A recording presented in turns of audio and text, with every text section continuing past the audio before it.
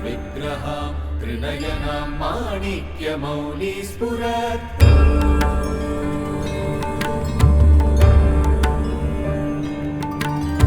Taranayaka Shekharam Smitamukhi Mamina Vakshoruham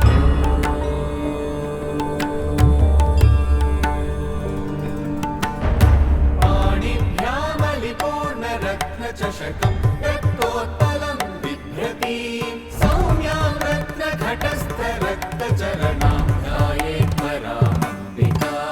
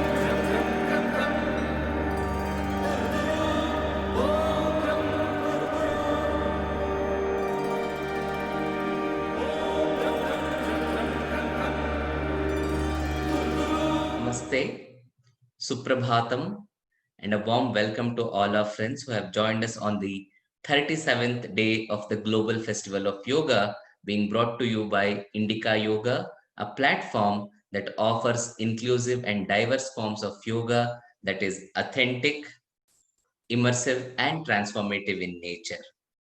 So, we have with us this morning uh, two friends who have joined us from Hungary, Budapest. In fact, it is quite an early morning for them. It is about 3:30, the real Brahmi Muhurta, and they were generous enough to join us at this hour. I request Zoltan Cser, who will be the main presenter of the day, and Miss Melinda to kindly come on the screen.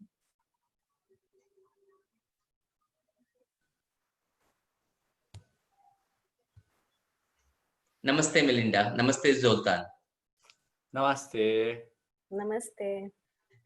First of all, our gratitude for joining us, and also apologies for keeping you up so early in the morning. Uh, so most of you might already be familiar with Melinda. She will be the anchor of the session and also introduce our main speaker. Melinda was here earlier as a presenter, where she led us through a wonderful session on Satipatthana meditation as an opportunity for the practice of Santosha. She is a assistant professor at the Dharmagate Buddhist College in Budapest, Hungary. She holds an MSc in Yogic Sciences and also an MA in Buddhist Dharma teaching. And with this teaching, she is also involved in many social works related to yoga, where she teaches yoga in the prison, in the old age home, and in many other such places. So I request Melinda to kindly introduce our main speaker, Sri Zoltan Cser. Over to you, Melinda. So, Suprabhatam.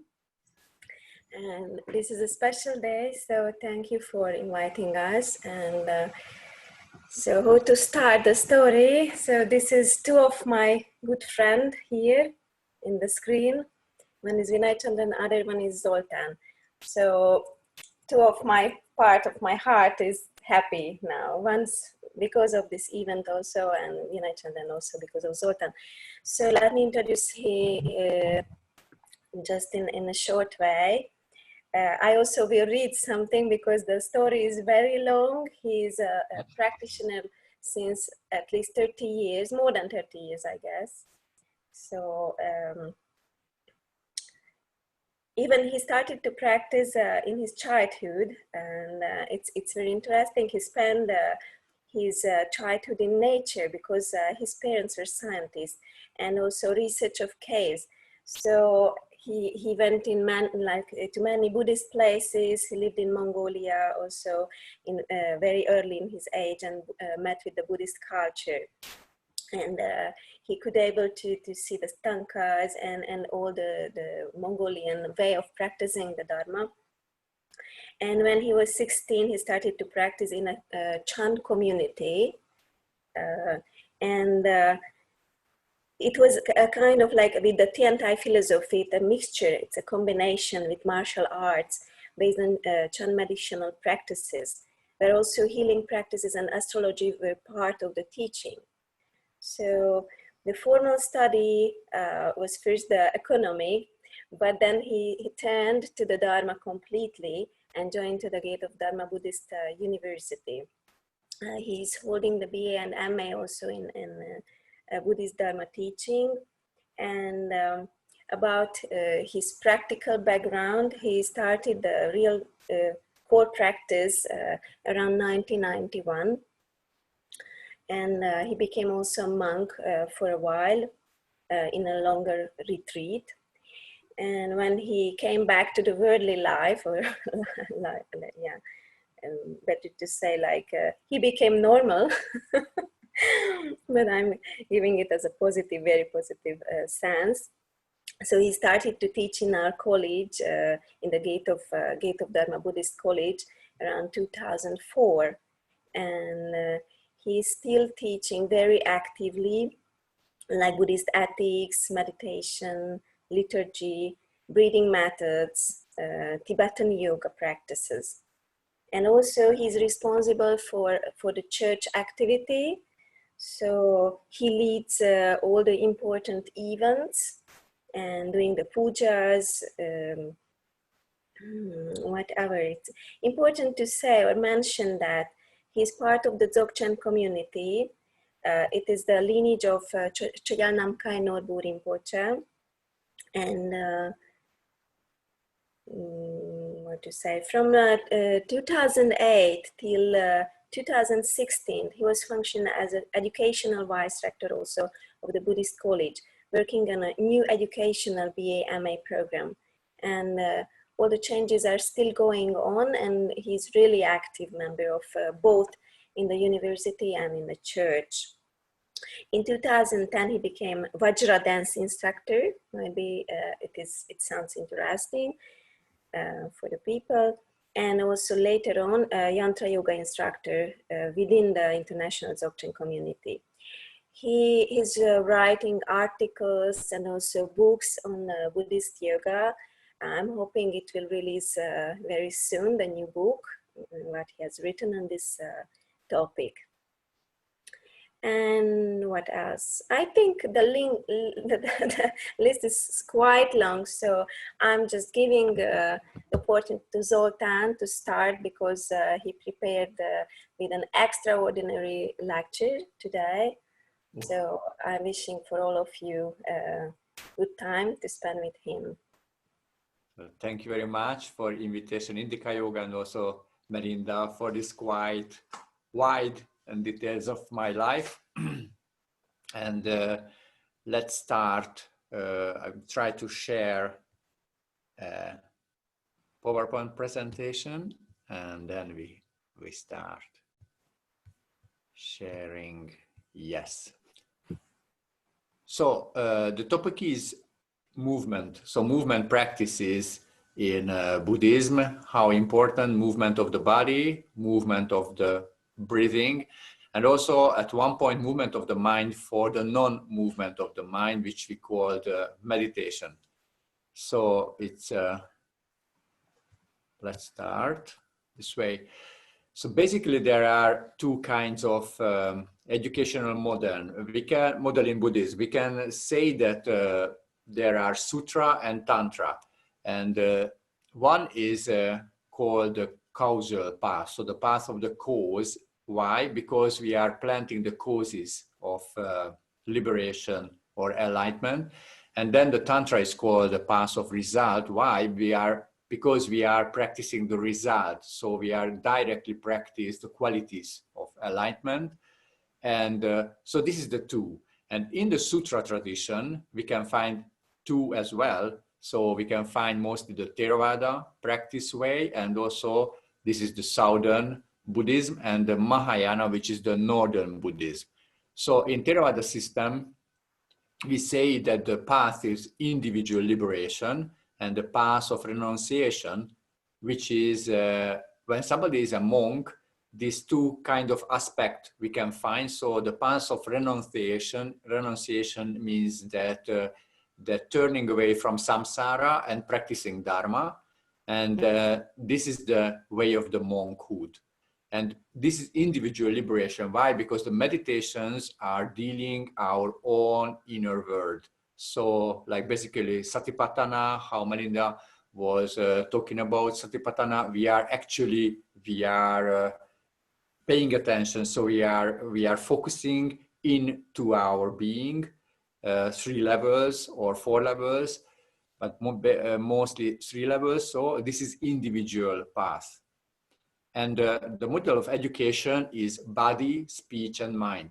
Whenever we are talking about practicing Dharma, we are always talking about the 3 gates. 3 gates means that we are doing something with the body, we are doing something with the speech or with emotions, and then on the 3rd level, we are doing some practice with the mind. So as you see in this individual liberation, this is called the ethic, meditation, or wisdom. In Sanskrit, this is the Shila, Samadhi, and Prajna. It means that somebody is a monk that starting to practice the ethical way first. So keeping the vows, keeping the 227 different vows of a monk. And then based on this, doing the meditation, and based on meditation is like opening the wisdom eye and understanding the nature of all dharmas. And this is the way of going toward liberation. So most important is self-discipline. This is also self-discipline has also these 3 kinds of levels: one-pointedness, shamatha or samatha, and then satipatthana, this is continuous presence, and then going to vipassana, which is based on space-like mind. So this is the 3 main different meditation methods used in the Theravada path. In Theravada and individual liberation, we are focusing more on time, so being present. This is the most important thing, and through presence, seeing the nature of dharmas. So this is one. And the second one, the northern part, is Mahayana, which is focusing not on individual liberation, but liberating all beings from suffering. And this we can call the path of communication. That's why we have to communicate to all beings through loving kindness, so the four Brahma Vihara, compassion, equanimity, joy. So these are all ways of communication with beings, not just human beings, but also animals, pretas, different like hell beings as well. So the model of education is like upside down. So first we are learning. So in Mahayana, there were the biggest monastics. In Nalanda, Udantapuri, Vikramashila, they were students of, even the number were sometimes 50,000 students. So large, so enormous universities. So we start with learning, establishing the proper view, and then based on learning, we do meditation practice. We are meditating actually on loving kindness, but finally on the truth. And then from this comes the proper behavior. So it's very interesting because it's like an upside down model of education. Here, very important, not self-discipline, but based on self-discipline, very important, openness, compassion, and of course, the aim is helping others. So both of these practices are using anatman, so anatta we call it, because it's anatta not means how it means in Hindu tradition, but it means to go beyond our ego. One way is individually go beyond, and the other way is we are turning our mind toward other beings. So this is also another strategy. So here, to compare with the individual liberation, we are focusing more on space, openness, space in mind, encompassing all dharmas. So not just seeing the nature of all dharmas, but also encompassing all dharmas. So let's start with Theravada. In Theravada system, there are basically two yogas. One is the Burmese yoga, and one which is more known and easier to get some information is the Thai yoga. In Thai yoga, as you see, there are four kinds, different yogas, but what we can learn is mostly the Thai. So what we can learn in Thailand, this yoga is presented on the two. One is from a book, and one is a sculpture, which is in Bangkok. You can find a monastery, which is kind of source of the Thai medicine as well, and then also the Thai yoga, and you can find sculptures of the different positions.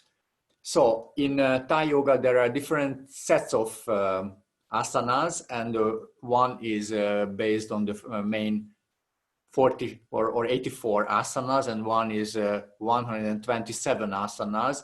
And in Thai yoga is very much interconnected with the Thai medicine.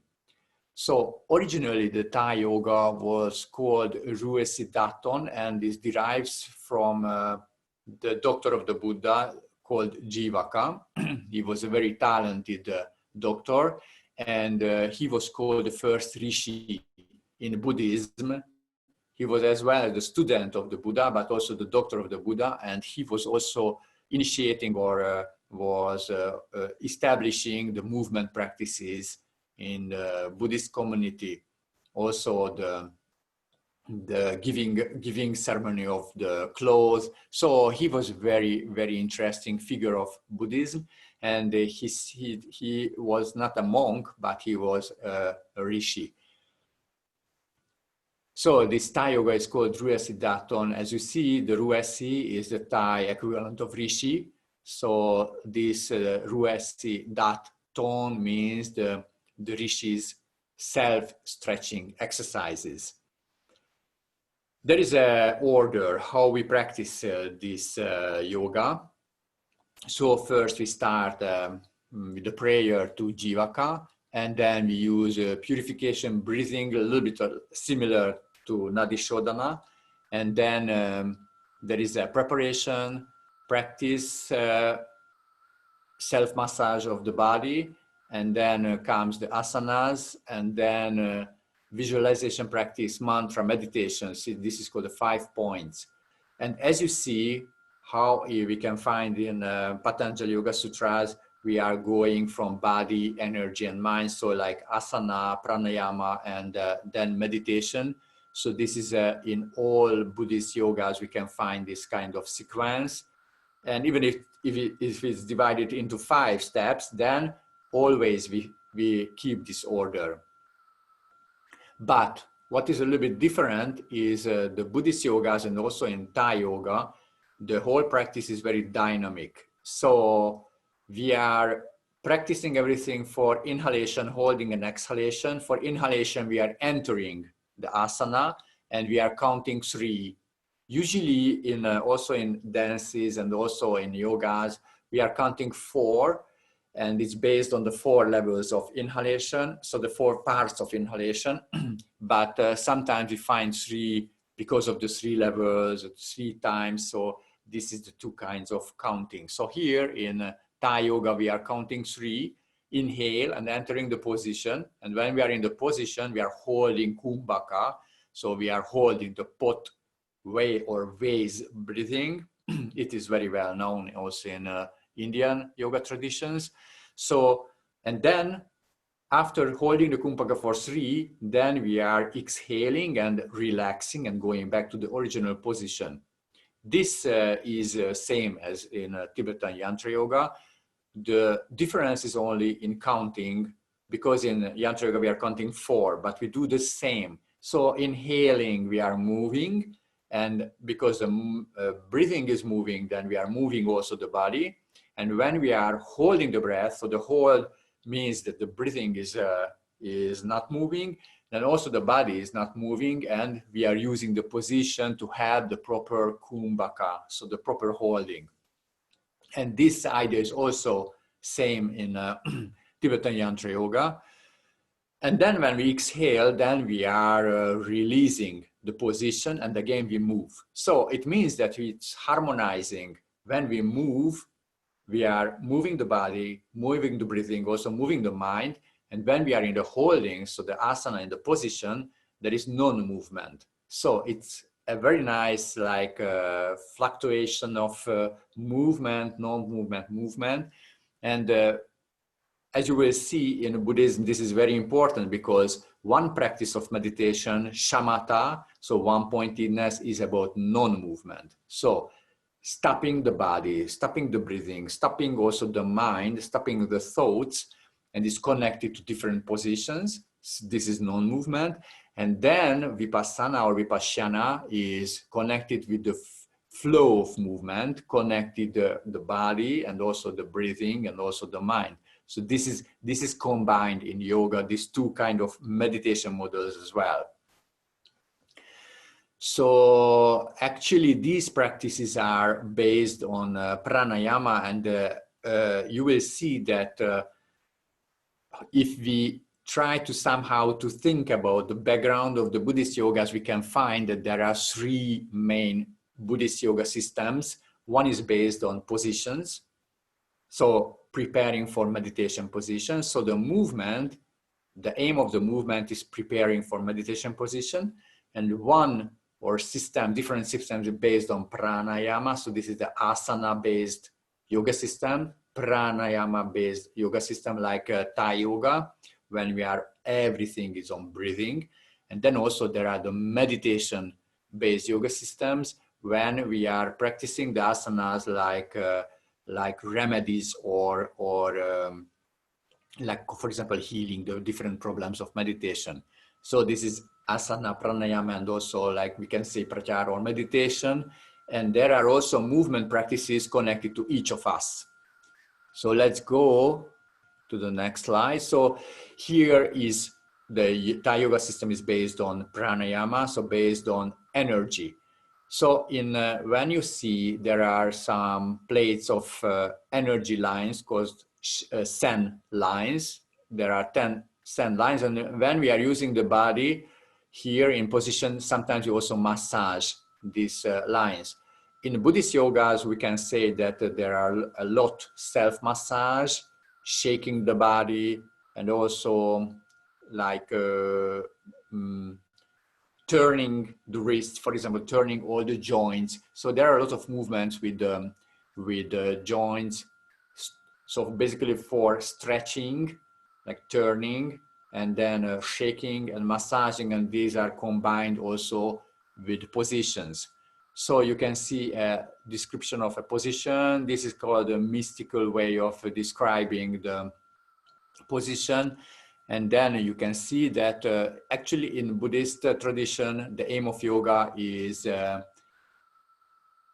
when we are in retreat, then self-healing aspects. So that is why when we describe the different poses, there is always description of the medical aspects, and also preparing for meditation. Here also there is an aspect to prepare for proper meditation poses. So let's turn to the Northern Buddhism. As we said, there is a Theravada system, Southern, Sutra system, so the causal path, and this is the Northern, the Mahayana system. And mostly in Mahayana now, very actively, we can find also in the West, the Zen Buddhism. This tradition is connected to Bodhidharma, and he traveled from India to China, and he established Zen, and he was also expert of martial arts, the Vajramushti, so the diamond fist. And here's the main idea is from the Heart Sutra. You see the Rupam Shunyata. Shunyata, Rupam is form, is emptiness. Emptiness is form. What does it mean? It means that if we are in the proper form or the proper body position, then the proper mind is associated. So we not enter meditation through focusing the mind, but we help meditation with a special way of practicing the position. Because when form is proper, then mind, emptiness comes. And when the mind is proper, then also the proper form is coming.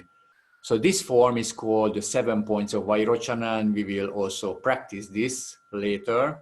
So that is the perfect form, which is like the cause for having the perfect mind, so the mind of the Buddha. So this practice is called Zazen. In Japanese, Za means perfect sitting posture, so sitting, and Zen means jnana in Sanskrit, or Chan in Chinese, so sitting position, it means position, and also the jnana or Zen, which is mind. So again, Rupam Shunyata Shunyata Rupam. So the aim of the yoga, preparing the body for Zazen.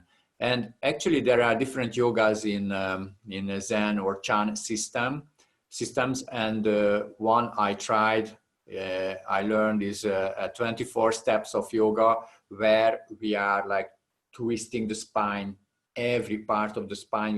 There was a practice to twist, because at the end we could enter the proper position of Vairochana, which is the base for meditation. So perfect asana, that is the aim of the practices, and also points to control the mind. So for example, here crossing the legs is a kind of antidote for jealousy. So when we cross the legs, we can also reduce this kind of feeling of jealousy.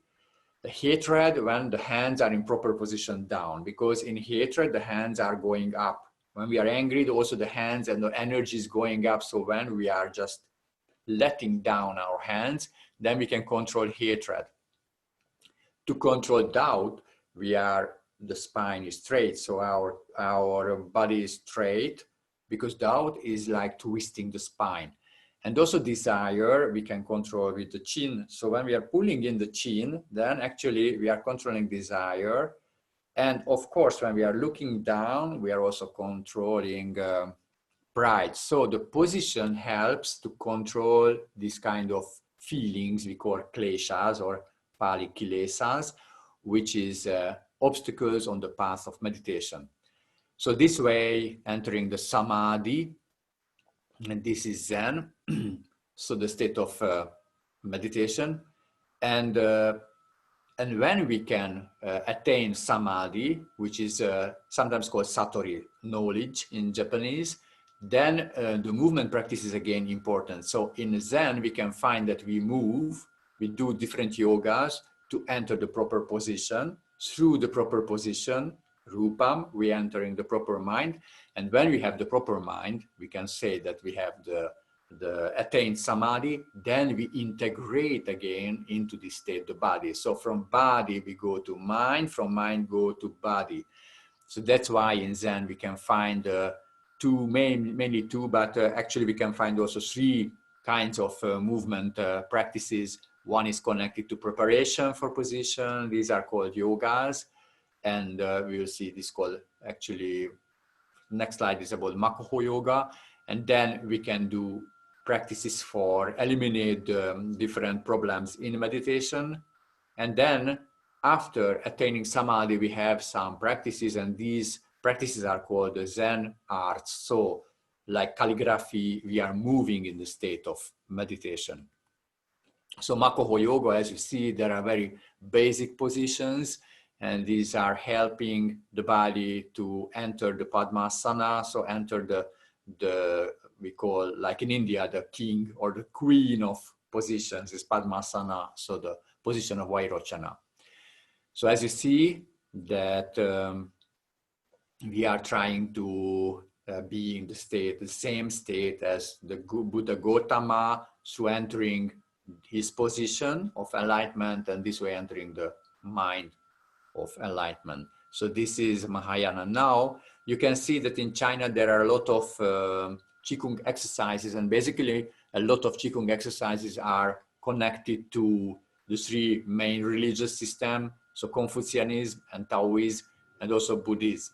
So these called Taoist gymnastics, and there are more than 1,000 different Taoist gymnastics, and many of them are connected to Buddhist meditation systems, and they are actually yogas. But here, not the position is important, but always the movement. So here the positions are just for a moment, but actually we are doing inhale, exhale practices. Okay, let's go on. So the next, so in the Buddhism, Tantra is the second main part of a kind of a path. It's called the path of result, because we are practicing the result. And Tantra is continuity. So we are using continuity, our Vajra nature, and that's why it's called also Vajrayana, because we are using our capacity of enlightenment, what we call Vajra. And there are many yoga systems connected to Vajrayana. So mostly these yoga systems are coming or deriving from the 84 Mahasiddhas. And how we enter, the same way in Hindu yogas, we enter the path through empowerment, and we need Vajramaster, we need to keep the commitment, so Samaya, we have the Samaya mudra is like this at the heart. And why we need Vajramaster? Because we need a master who is showing us the result. So to practice the result, we need someone to show us the result. So in Sutra tradition, we need just the techniques, we need just the teaching, and then we are planting the causes for the result. But here we are directly practice the result, so we need someone to show us the nature of Vajra, so the nature of enlightenment, and then we can practice directly. So here the practices are based on analogy. Analogy is a system we call mandala here. So there are levels of analogy, and in Tantra there are 3 levels of mandala. The outer mandala, which is transforming environment. So in visualization, so for example, we are transforming environment. And then there is the inner mandala, which is in our body. This is the chakras, channels, and prana energies mandala. And then based on elements, and then there is the non-duality of outer mandala and inner mandala. You can see later in Vajradance that how important these 2 aspects. This is called the non-dual mandala. And also the sequence of the practice in Buddhist Tantra is like this. First, we start with transforming outer mandala, and then we go to inner mandala. So prana system, and then we can go to meditation. So same way like asana, pranayama, and then meditation. So there are different levels of tantras, and then the Anuttara Tantra, so the highest Tantra, there are these 3 levels we call development stage, completion stage, and Mahamudra. Development stage is outer mandala practice, completion, inner mandala practice, and Mahamudra is a non-dual. So in outer, the development stage, we use visualization. Basically, this is a meditation practice, visualizing the outer mandala. We use mantra and mudras we use here. But to concern yoga, the completion phase is most important, because in completion phase, we are establishing the Vajra body, so body of the prana energies. And it's interesting that it's called Sadhanga Yoga. So sometimes Ashtanga Yoga, but mostly in the Tantras, we use Sadhanga Yoga, because the first 2 limbs, like in Patanjali, Yama Niyama, is connected to the development stage. So, but the names is the same, usually, as in the Maitri Upanishad we can find. So in Buddhist Tantras, we can find the same. Sometimes like different terms, but the Pratyahara, Dhyana, Pranayama, Dharana, Anusmriti, Samadhi, different sequences, but the same, actually the same names, and very similar practices connected to Tantra, in Buddhist Tantra, than what we can find in the Yoga Sutras of Patanjali, or Giranda Samhita, or Hatha Yoga Pradipika. So the aim of yoga is to dispel the obstacles of the 3 gates of body. It means that in every yoga practice, if we check the text, we can find that how we can overcome kind of sickness. So this is connected to the body, dispel the obstacles of the body. When we are in retreat, we are alone, so we have to deal with our problems. And then there is the pranayama aspect. So prana aspect, it's obstacles connected to prana, eliminating the obstacles of prana, and then also eliminating the problems of meditation. So these are called the eliminating the obstacles connected to the 3 gates. So this is one aspect, what we eliminate.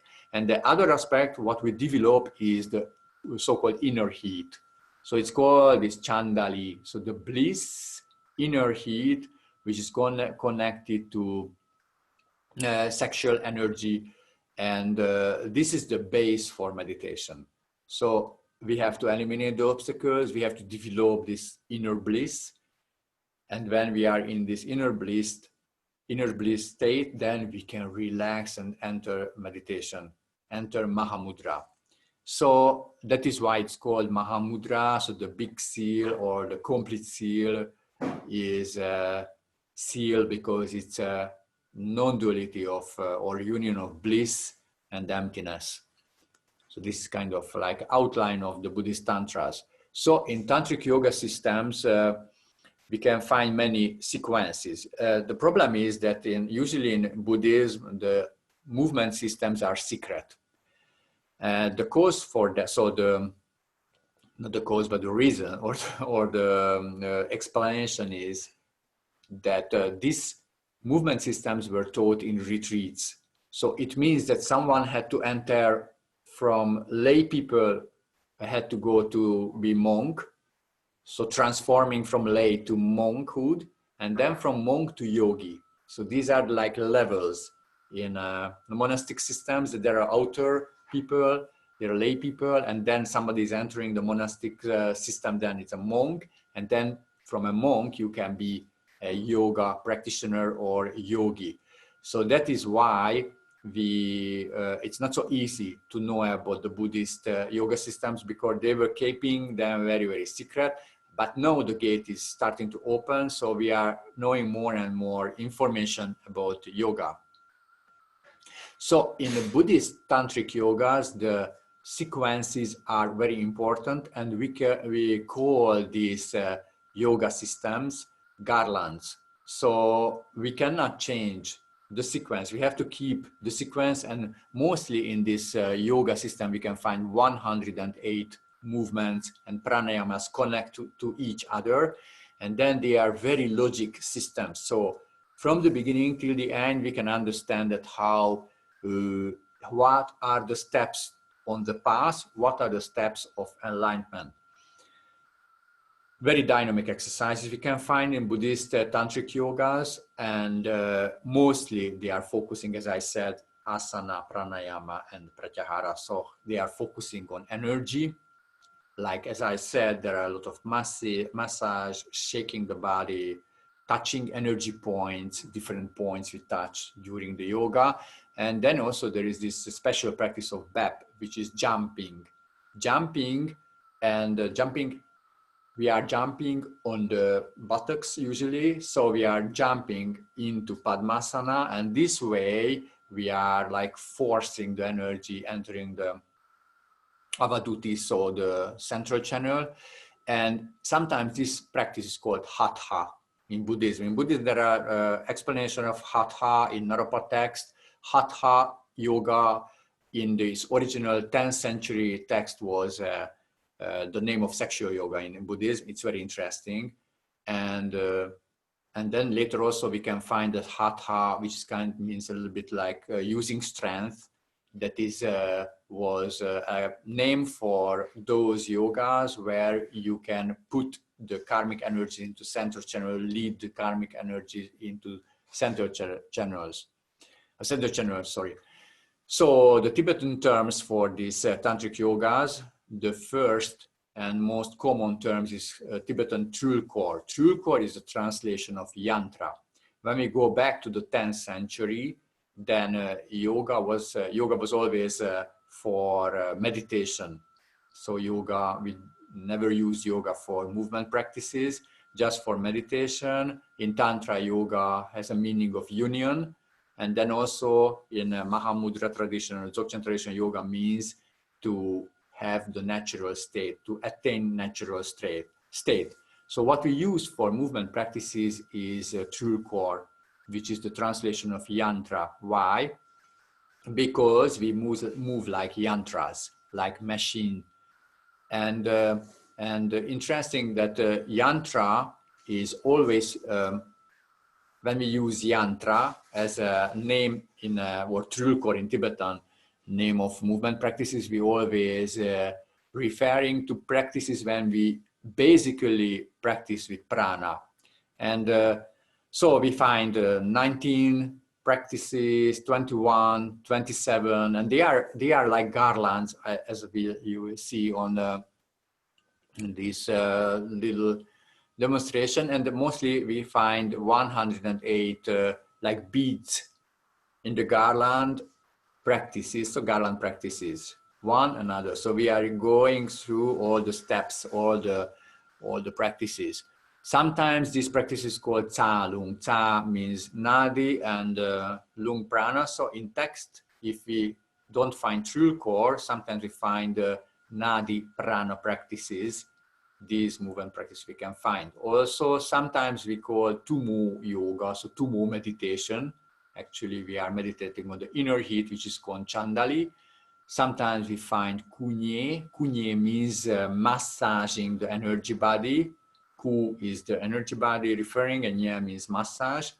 Sometimes Lujong. Lujong simply means the Lu body, and Jong practices. And sometimes Trinla. Trinla is the activity of enlightened beings. So sometimes we can find this yogic text about practices, movement practices, in the name of Trinla. So as you see, on the first picture on the left, this is a Bön tradition Trulkor practice. This is the 37 practices of the Zhanzhung Nyenju. And very simple, just you can see the positions, but actually these are movement practices. These movement practices we have to do in Kumbhaka. So in proper holding, very, very dynamic movements during the holding. And then on the right side is the famous secret temple from the secret temple of the 5th Dalai Lama. We can find, it's called the Pema Lingpa Trulkor, so Pema Lingpa Yantra.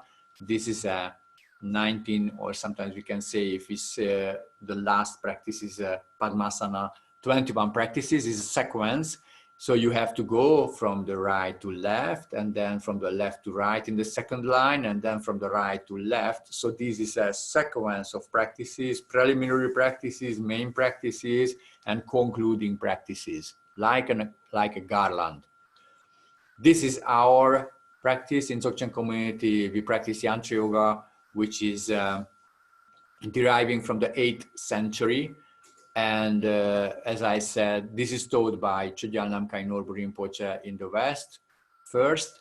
And what is interesting that this practice of yoga is disappeared in Tibet. So if Rinpoche was not teaching it in the West, then this yoga system is gone. So we were very fortunate that he started to teach, and this was also the way to survive of this system. This is a 108 practices in Yantra Yoga, one of the most ancient yoga system in the world, because it's really coming from the 8th century.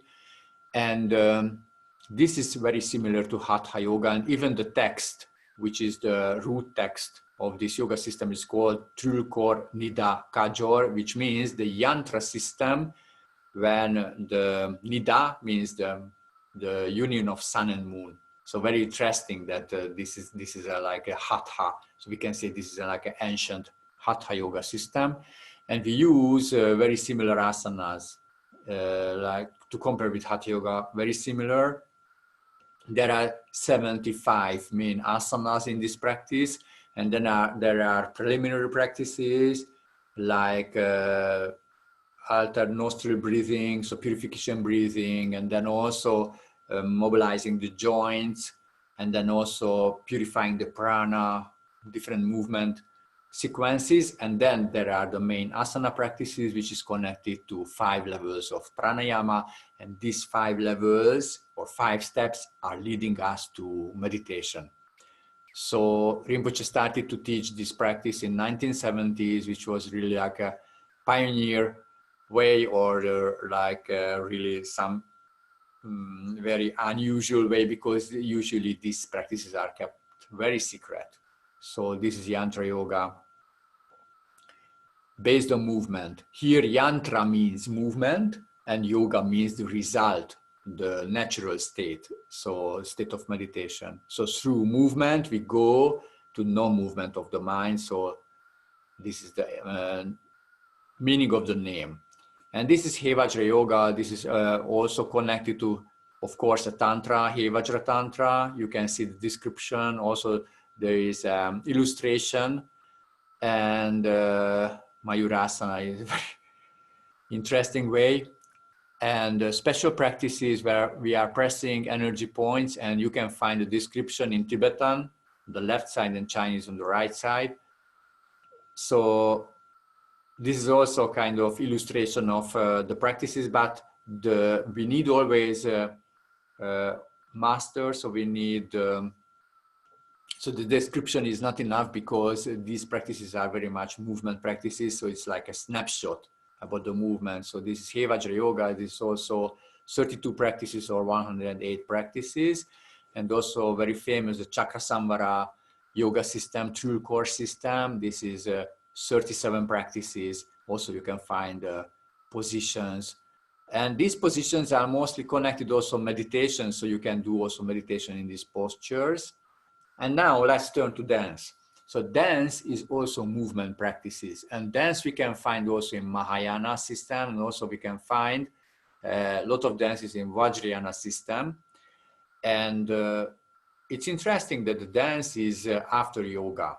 So in Vajrayana, we are like using our body, and we are like entering the central channel, or focusing on the central channel during yoga system. And then this way we are going to meditation, and dance is done when we are in meditation. So higher, that is why to compare yoga, we do yoga, and then after yoga we can learn different dances when we are manifesting what we were previously attained during yoga practices.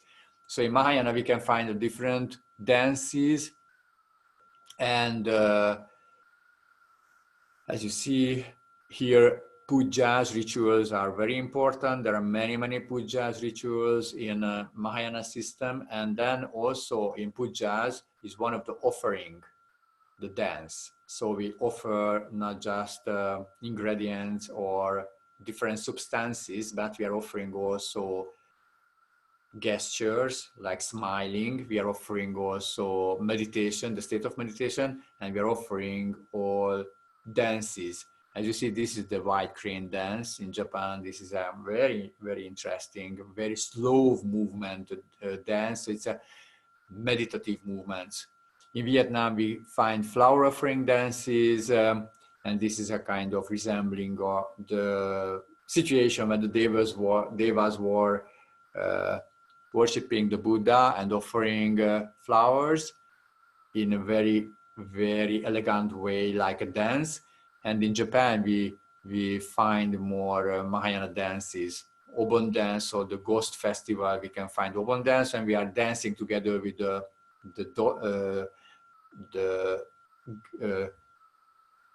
spirits, and then also this white heron dance, which has very special connection with meditation.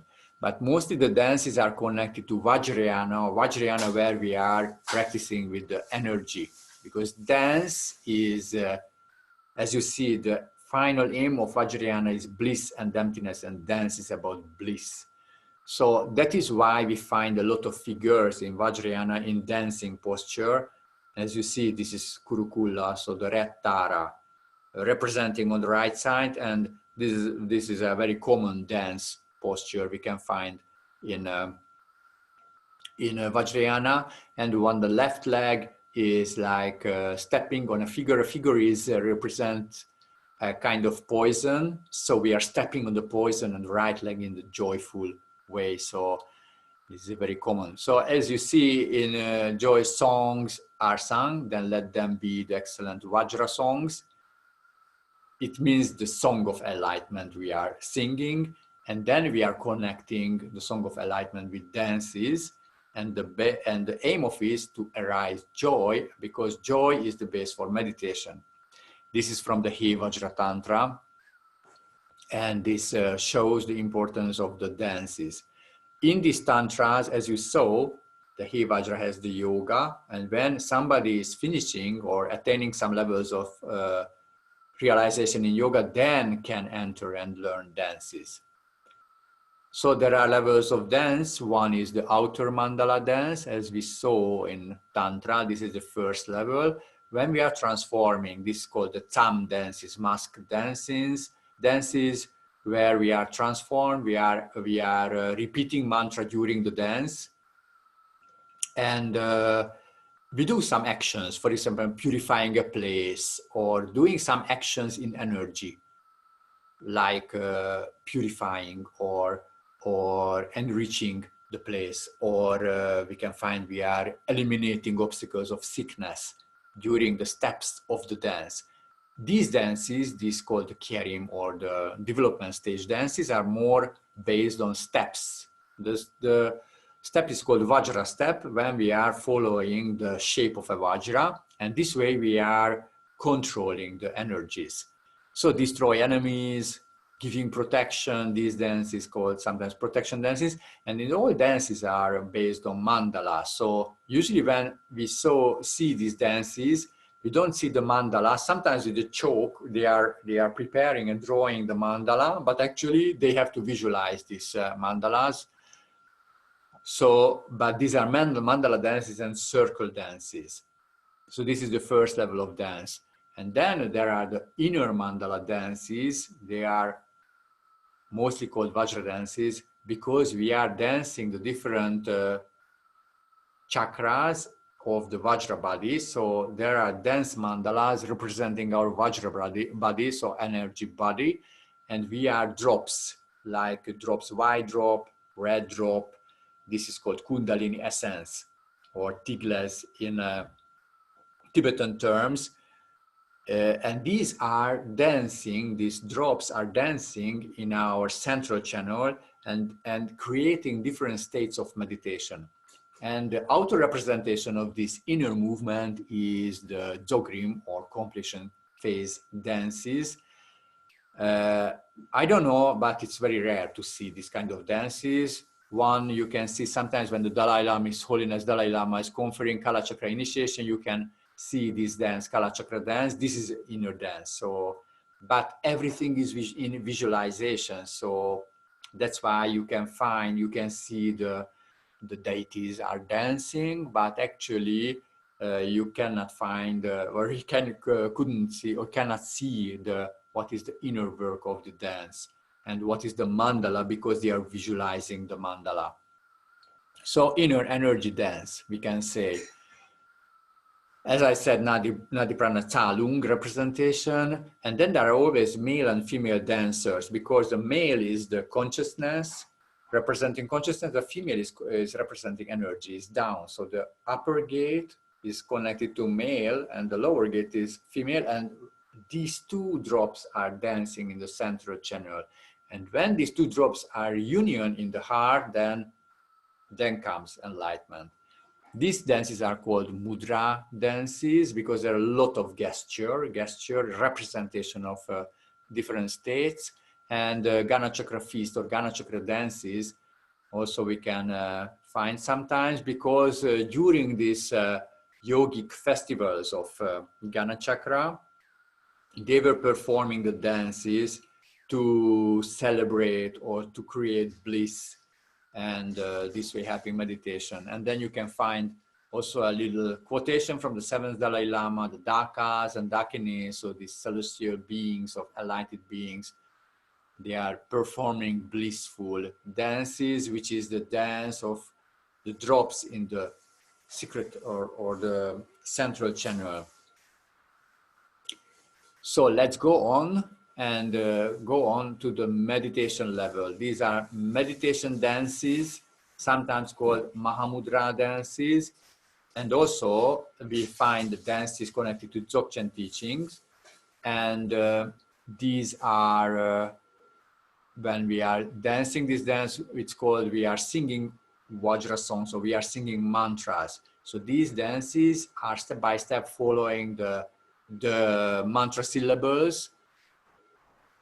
Here, the representation of the mudras are representing the different states of meditation.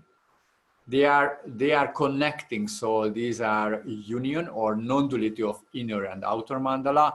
And you can find our Vajradance tanka, so picture on the right side. So there is a dance mandala. In the center is sitting the master, so representing the state of enlightenment. And we are, dancers are turning around with the steps. So here the rhythm is very important. We are stepping, we are counting always 4, the same way as in Yantra Yoga. And also you can find a quotation from a Vajra Tantra, how wonderful beyond dualistic experience. Reality's original nature is free from all formulation, the innate character of luminosity, embraced by unchanging great bliss. Supreme aspect of all circumstances dances in my heart. So the sometimes you can find this also like dancing in the heart. So in our community, in Dzogchen community, we do Vajradance, and you can find on the left the picture representation of how is the Vajradance costume.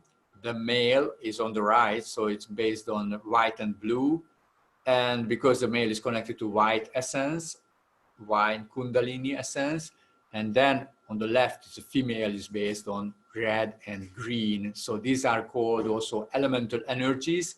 And this dance mandala is, as I said, is connected to inner, so the body energies, and the outer space. So it's very interesting because this dance mandala is like covering our globe as well.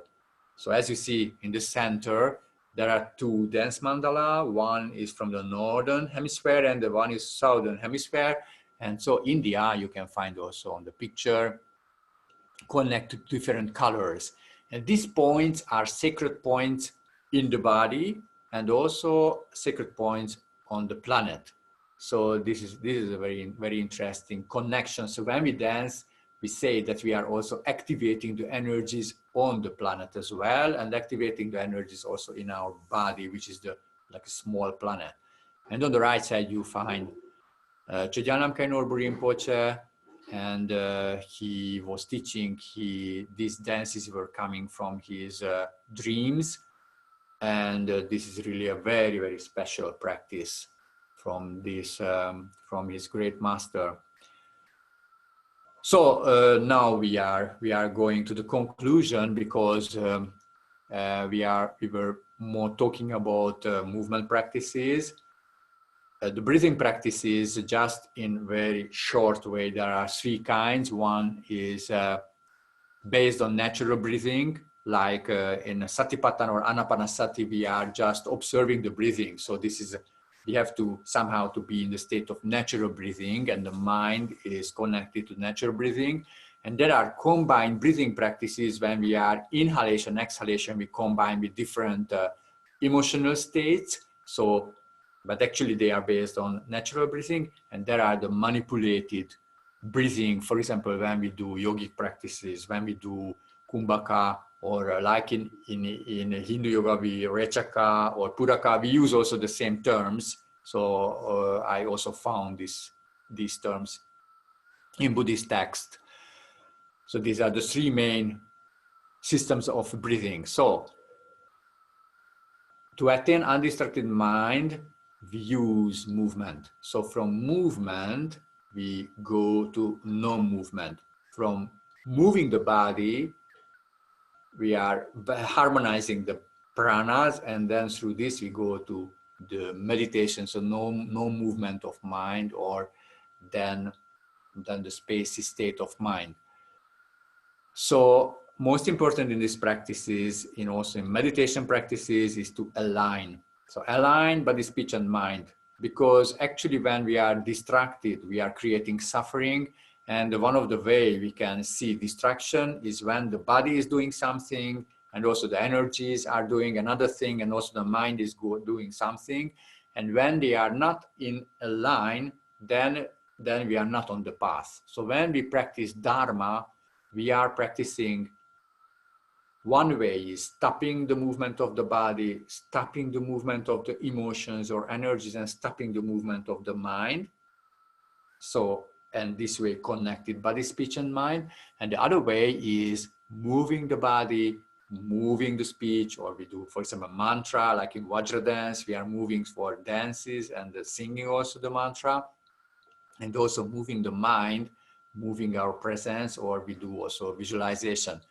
But these two main practices are also, we find in mudra dances, and also we find also yoga, because we do asana when stopping, and in a flow when we are moving, these three levels. So as I said, then we find two types, asana-based practices and movement practices, and then we can also find three levels of these practices connected to position, breathing, and meditation. So the first way, we are preparing us for meditation, so preparing Padmasana, and then the second level, we are developing prana, and then on the third level, we are establishing meditation. So just to conclude, we do a little practice of meditation in Vairochana posture. Vairochana is one of the Buddha family, so one of the, like the head or of a Buddha family. This is in the Buddha mandala. In the 5 Buddha mandalas, we can find Vairochana in the center. And the center is connected to form. So transforming form is connected to Vairochana. So that's why the posture of Vairochana is a posture through which we can transform our normal state into the special state of meditation by way of using our position.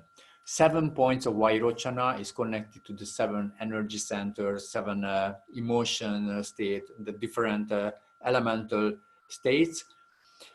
So let's try. So the first point is crossed leg. Crossed leg, as I said, is blocking the downward clearing prana, and also we are overcoming jealousy. So this is the crossed leg. And then the second point, we use the hands, Dhanasana mostly, and also we can use sometimes the hands on the knees, facing down. This is called the position of Marpa, and this we use mostly in Dzogchen meditations, and also when facing up is more in different pujas. So we now do the position of the Dhyana Mudra is like controlling anger, because it's like leading the energies from the arm down. So this is because, you know, in hatred, anger is like we are elevating or lifting the arms. So this is the second point, and the most important point, and sometimes it's called that the nose is in one line with the navel, nabi, the navel center, and this way we are the back is straight, so we are establishing the central like line, and also we are pulling in the chin. So back is straight, it's very important. This is eliminating doubt, and also open the shoulders, because open the shoulder opens the heart. So the aim of meditation is to lead the mind back to the heart and lead everything back to the heart. This is the source of enlightenment. So we have this process by way of the position. So it's called like the wings of the eagle. We open the shoulders and then also pull in the chin. We are controlling the desire, and also we are controlling the different energies as well. And then with the tongue, we are touching the palate. Just a little way we are touching, and this way we can control also the inner speech, because when we have the chatter in our mind, also the tongue is moving, and also we are controlling the cold and hot prana as well. So it's like an air condition. And then with the eyes, we are looking let down, controlling pride. And the whole body is relaxed, but very much precise. So again, crossing the leg, hands in the lap. I sit back a little bit.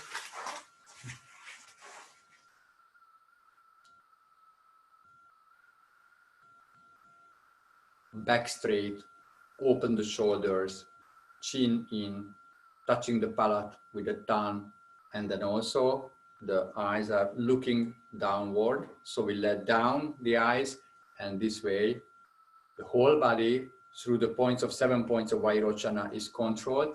And these 7 points of Vairochana is called also, this is a Padmasana actually. So it's a lotus position, and this is the position of enlightenment. So let's do it. Try to keep the points and try to feel the central line in the body, because when you feel the central line in the body, then it means that you are in the balanced position. When you are in the balanced position, you feel that the body is starting to be very light. You sometimes even don't feel your body. That's very, very good. And when you are in the central position, then also you feel that the breathing is starting to be emphasized. And then we are following the breath. So we are connecting the mind and the breath, and try to establish the center way also between the mind and also the breath. And then the third gate is we are listening to all sounds. So this is very interesting meditation. First, balancing the body through the 7 points, balancing mind and the breathing, and then also balancing in space by way of hearing all the sounds. So let's do it for a few moments. So body position, we establish, try to find the center. When you find the center, then the body is, you feel as empty and you feel as very, very light. This is called asana in Patanjali system. This comes Tiramasanam. Zoltan, Yeah. if I can interrupt, could you please put off the share screen? So then we can focus on you. Yeah, thank you. Yeah, of course.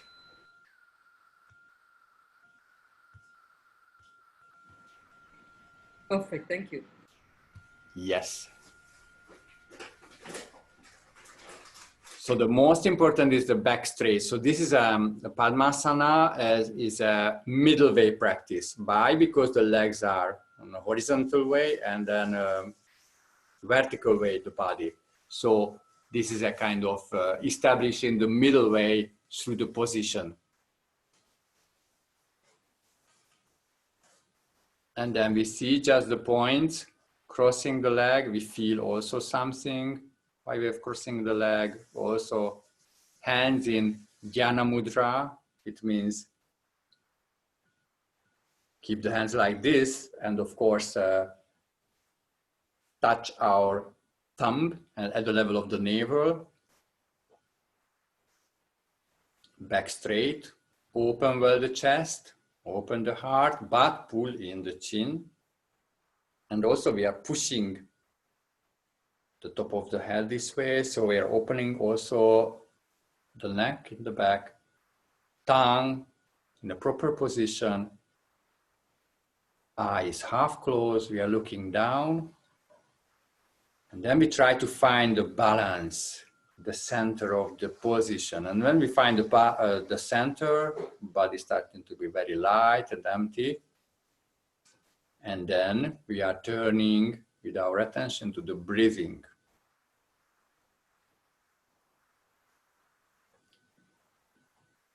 Harmonizing the breathing. And then the third level, we go to the mind. Spacey mind is the easiest way to go to the spacey mind is to listening to the sounds, inner sounds, outer sounds.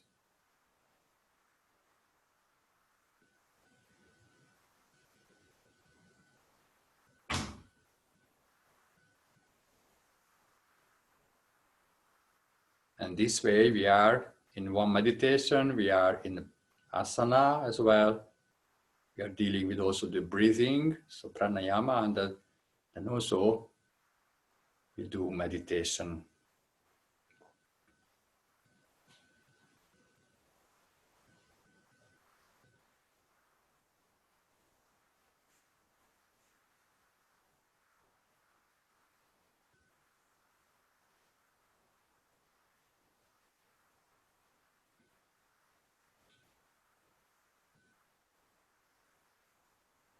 We are connecting the three gates. Position is connected to the body. Breathing is connected to energy. And then listening the sounds, they are connected to mind. Balanced body, balanced energy, and balanced mind.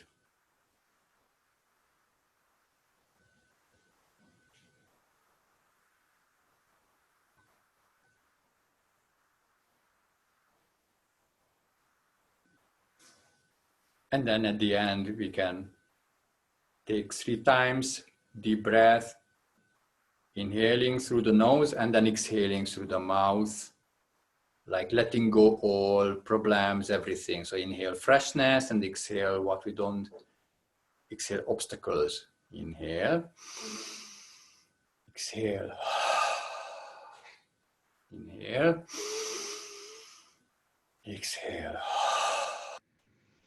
inhale, exhale. And now grab the hands, create a little heat, and then we massage the face.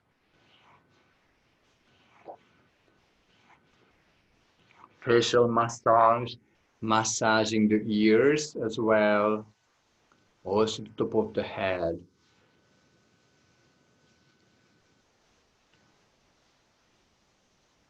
And then we can also let the hands join at the level of the chest and I say thank you.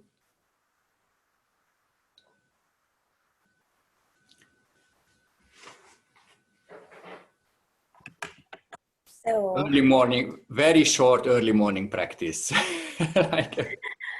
we would like to thank you for this excellent presentation to Zoltan. And many people were asking the practice. Can we have some practice? So finally we did some. And this is the core actually of this ways knowledge, to have the practice. And what I would like to add, it's so interesting and so funny, even though we are all somehow connected to yoga, those people who are listening to us, they are also, even the cat is connected to yoga, I can see. So those people are also connected to yoga and practicing yoga, and we are all knowing that all the practice is just because to get a sense of silent mind and to be in the state of natural state.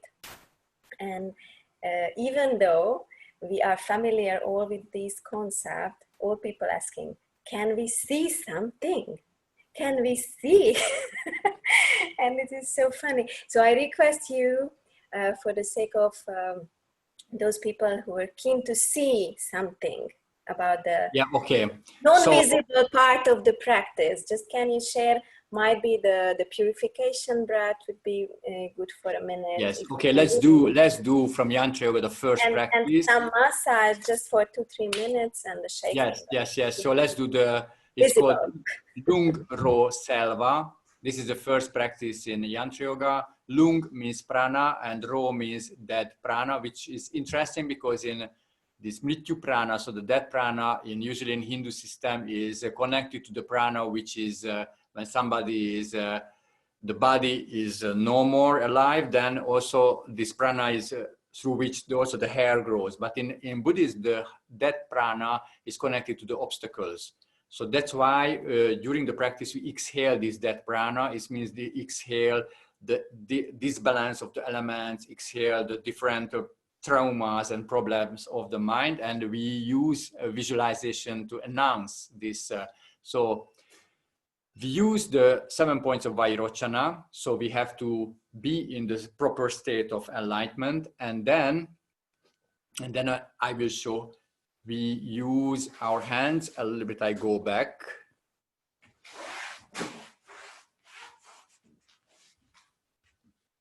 So here, male and female practitioners doing the opposite. So when I am male, I start with the right hand, inhalation. What is very important is always connect the 3 gates. So body and breathing and mind.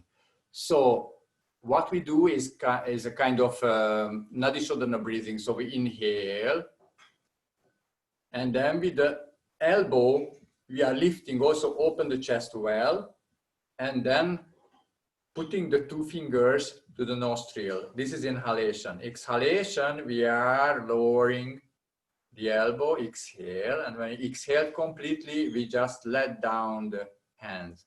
And then we inhale on the other side, inhale.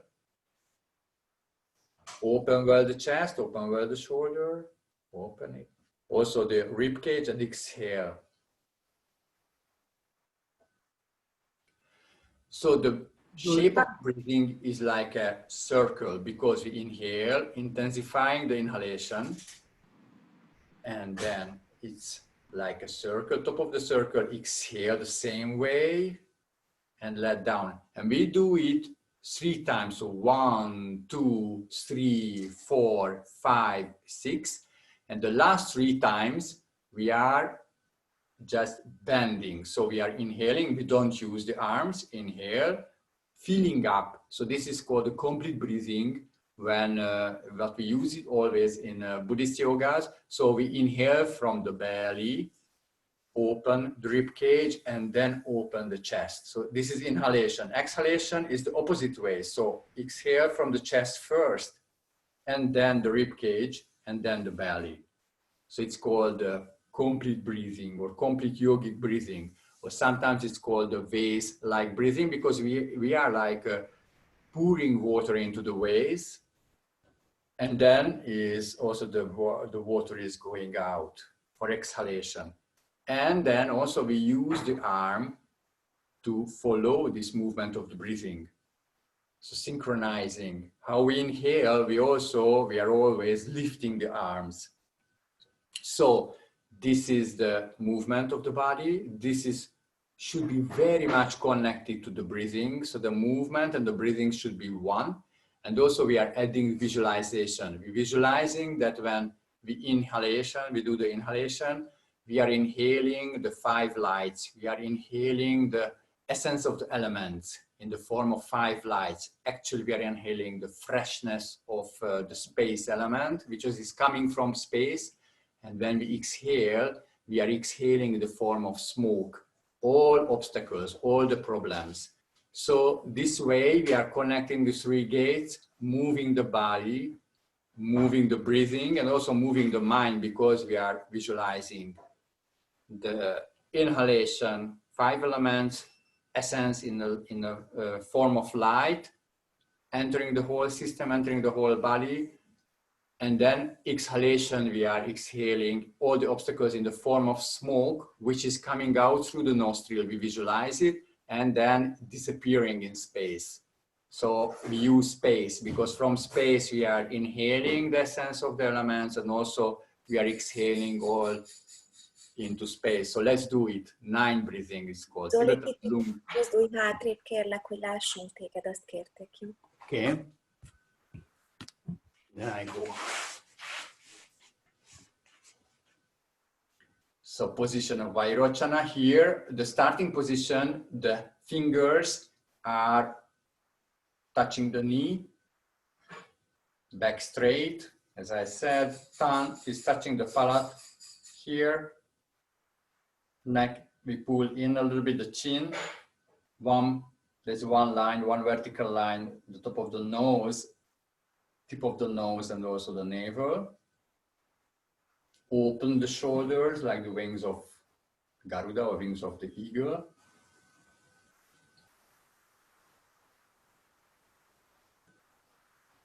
And then we start. Right hand, and also the ladies, they are doing mirroring me, so they start with left hand. So we start and in.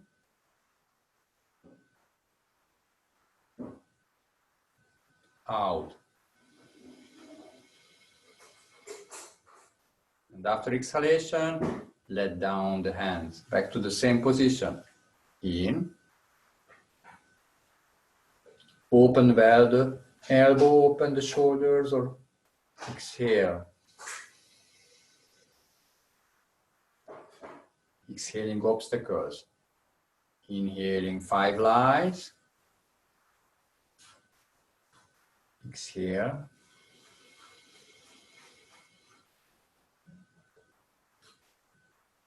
In.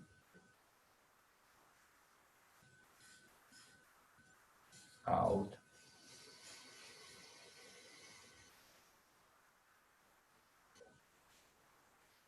Fifth inhalation. Exhale.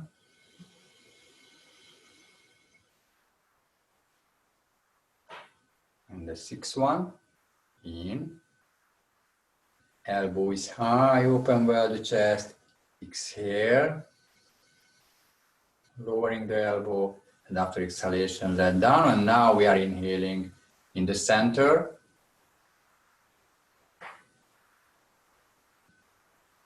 Exhale, and then we bend back straight, elbows close to the trunk. Exhale. We keep a little empty, and then for inhalation, we come up.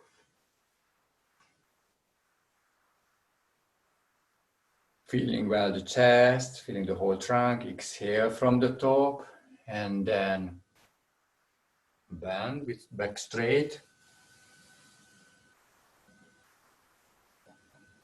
Empty. Inhale last time. Keeping the position all the way. Exhale from the chest, and then rib cage, and then at the end, exhale from the belly.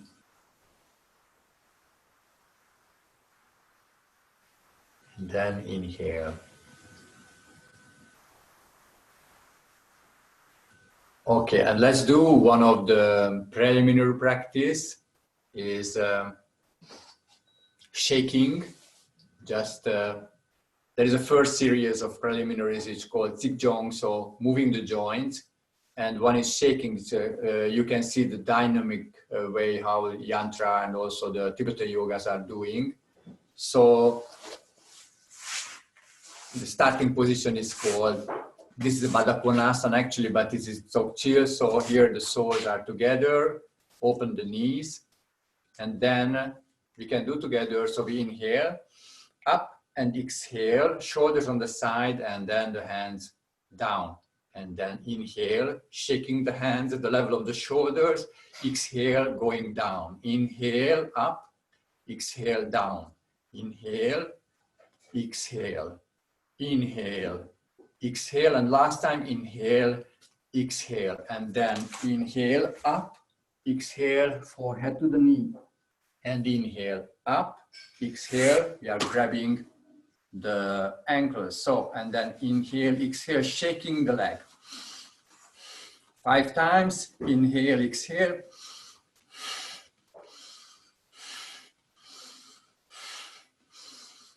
And then at the end, inhale, up, straight everything, and then exhale, forehead to the knee. And inhale, up, and exhale, pulling also the leg and pulling the hands. Inhale, shaking together, exhale. Inhale, exhale, inhale, exhale, inhale, exhale. 5 times, in, out, and inhale, up, and exhale, down. So this is the way. You can see that fast inhalation, fast exhalation connected with the movement. And also there is one, for example, there is from the preliminary practices, there is one practice which is called tadul, so controlling the channels. And we can do the first one is called massage. A little bit of adjust. And I show like this. So with inhalation, we slowly, slowly, slowly inhale. And then here comes holding the breath, open hold we call. And during the open hold, we are splashing the palms, grabbing the palms till we generate heat. And then we put the hands on the eye. And then we start massage, going down and up, going down and up.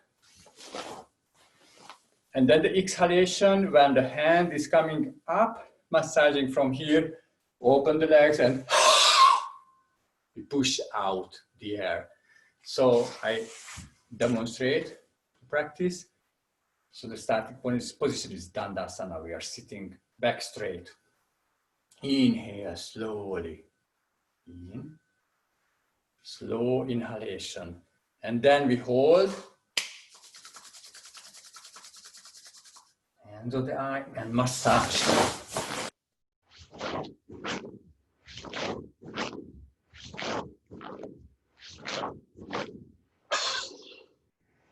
So pushing out all the air. So in Yantra, we find these very dynamic practices. Everything is connected to different kinds of breathing. So fast inhalation, fast exhalation, long inhalation, long exhalation, and also there is blocked breathing. It's called rough breathing, Zublung in Tibetan, and also the smooth breathing, Jamlung, when there is no blockage here at the level of the throat. And let's see one yantra in. We can do, for example, camel is, and then you can also see that how is the counting connected to the movement, because sometimes in yantra we have to count, and in the yantras we do, in the base yantras, we do everything for 4. Actually, sometimes there are holding with 6. So there are 7 phases of every yantra. There's a preparation phase, I demonstrate. So in position this way, where, as we know, it is. Zoltan, Yes? sorry, your head is getting cut. Yeah, I see. Sorry. Your head is getting. If you can just push it back a little bit. Still a little bit, and now we open. Yeah, that's perfect. So this is the starting position for the camel. And then I demonstrate the structure of one yantra. 7 phases. 1 phase, inhalation, exhalation, preparation phase, main phase, inhalation, holding, exhalation, and then comes the concluding phase and 1 inhalation, exhalation. This way is 1, 2, 3, 4, 5, 6, 7. So inhale, 1, 2, 3, 4. Preparation, exhale, 2, 3, 4. And here with the thumb, or with the, yes, thumb, we are pressing the big toe. And then from here, we are starting the inhalation, in, 2, 3, 4, hold, 2, 3, 4, out, 2, 3, 4, and now concluding phase, 2, 3, 4, out, 2, 3, 4. So the camel is connected. We call it open hold. What does it mean, open hold? We are inhaling, filling up the body, and then opening the chest like this, also arching back. So this is a total open, and hold the breath like this. So in Yantra, we use 5 kind of holdings, and this 5 is of course connected to 5 elements, 5 pranas, and so on. And all the asanas, all the postures are connecting to one of the holdings. So as you see, there are practices where we are practicing like preparing for the perfect asana.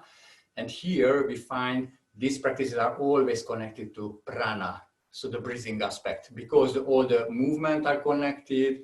And also the asanas, we are actually practicing one kind of holding of the breath. So the asanas are creating the way we can precisely keep the proper holding. So as you see, it's Gangwa open hold. When we are doing in the position, then everything is open, and also the shoulders are open. So inhale, 2, 3, 4, and hold, 2, 3, 4. Exhale, 2, and here the forehead is touching the knee. And this is also the counter movement. So one of the specialty of Yantra Yoga, that in every yantra, you can find also the counter movement, because we are arching. So here also bending the back. This is very rare occasion when we can also bend a little bit like this, curving the spine as well. And then we are touching the forehead to the knee. So it's everything is based on balance. Okay, so these are like a small way of having a taste of yantra, and then we find 75 yantras, and some are really very difficult. So headstand, from headstand, Mayurasana, we find in yantra, and all is connected to one way of holding the breath. And then there are pranayamas as well, of course, because this is the purpose of all the yantra, is to perfectly perform the different pranayamas. So this is you can have a little bit taste of how Yantra Yoga and how the different Buddhist yogas are, how is, we can have no imagination or a little bit like a taste of how is it. And in most Tibetan yogas, we do even more dynamic practices. The Tibetan yogas are very similar what we did the massage. So inhale, holding the breath, and doing very dynamic movements. I can demonstrate one, because this is one of the most common practices, mostly in every Tibetan yoga. We can find this. So sitting,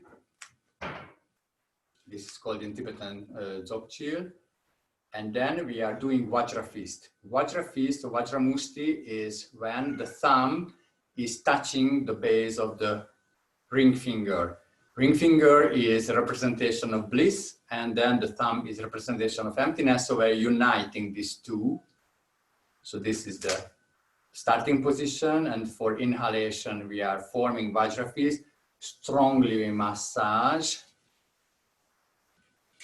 till this point, and then from here we are holding the breath, and during the holding we do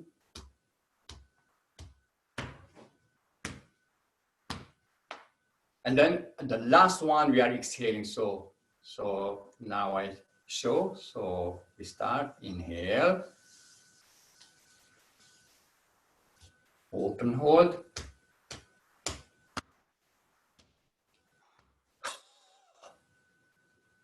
again, inhale, strongly we massage, hold the breath,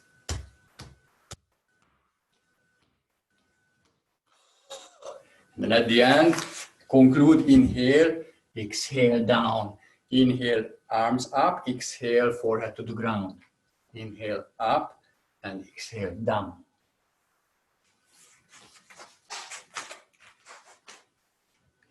So this. So here it's interesting because these practices are very much like refreshing the body as well, also the energy. And this is interesting because sometimes we call it enlightenment is similar to wake up. So wake up. So it's interesting that these practices are very dynamic, but through the way of this kind of dynamism, the mind can be more and more calm. But these practices are more connected to like wake up the energy. And that's why you can find a lot of movement, shaking, massaging, and so on. So, thank you so much for sharing the practices, and I wish all people got benefited by this session today. And even I wrote down this awakening of the mind and heart. So this short practice was really a blessing to have this experience, I guess. And so thank you for Zoltan for this excellent presentation. And many people were asking about how to practice, how to connect, and so on and so on. But I have to say some important things. What Zoltan, Mr. Zoltan was sharing today with us, it's a unique things, and it's a vast and integrated knowledge, what he was sharing. So it cannot be found anywhere, only by connecting to him. However, of course, you can have some reading on his gurus, for example, his lineage about Chogyal Namkhai Norbu Rinpoche. So I just shared one website about this, but this was a unique and integrated. So you will never find it in any other place. Even I don't find it. So. And of course, in Yantra Yoga, in case of Yantra Yoga, you can find, we have web page, also yantrayoga.org, and also there is a book, a detailed translation of the Tibetan text, and also the very detailed commentary of Chogyal Namkhai Norbu. That was the first book published in Tibetan Buddhist yoga system. So it's a very unique opportunity to study also, because the explanation, you can find also the levels of also what kind of practice is connected to which kind of physical problem. So through the way of also healing, you can find or you can study this text also the pranic problems, and also what kind of practice is connected to what kind of meditation.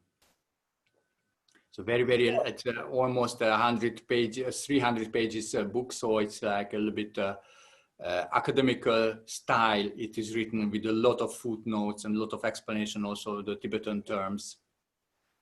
Okay, so maybe you will share it later on with Vinay, Chandra, and Anu and Yes. they can just post it somewhere. And I just request Vinay Chandra to handle the question and answer. So thank you so much once more. Thank you, Melinda, and thank you, Zoltan, for this wonderful session. I must say, this has opened up for us a new dimension of yoga practice. Thank you. Well, we were familiar with the asanas, the mudras, the bandhas, and the pranayama. It's a unique adaptation that you presented to us with the movements.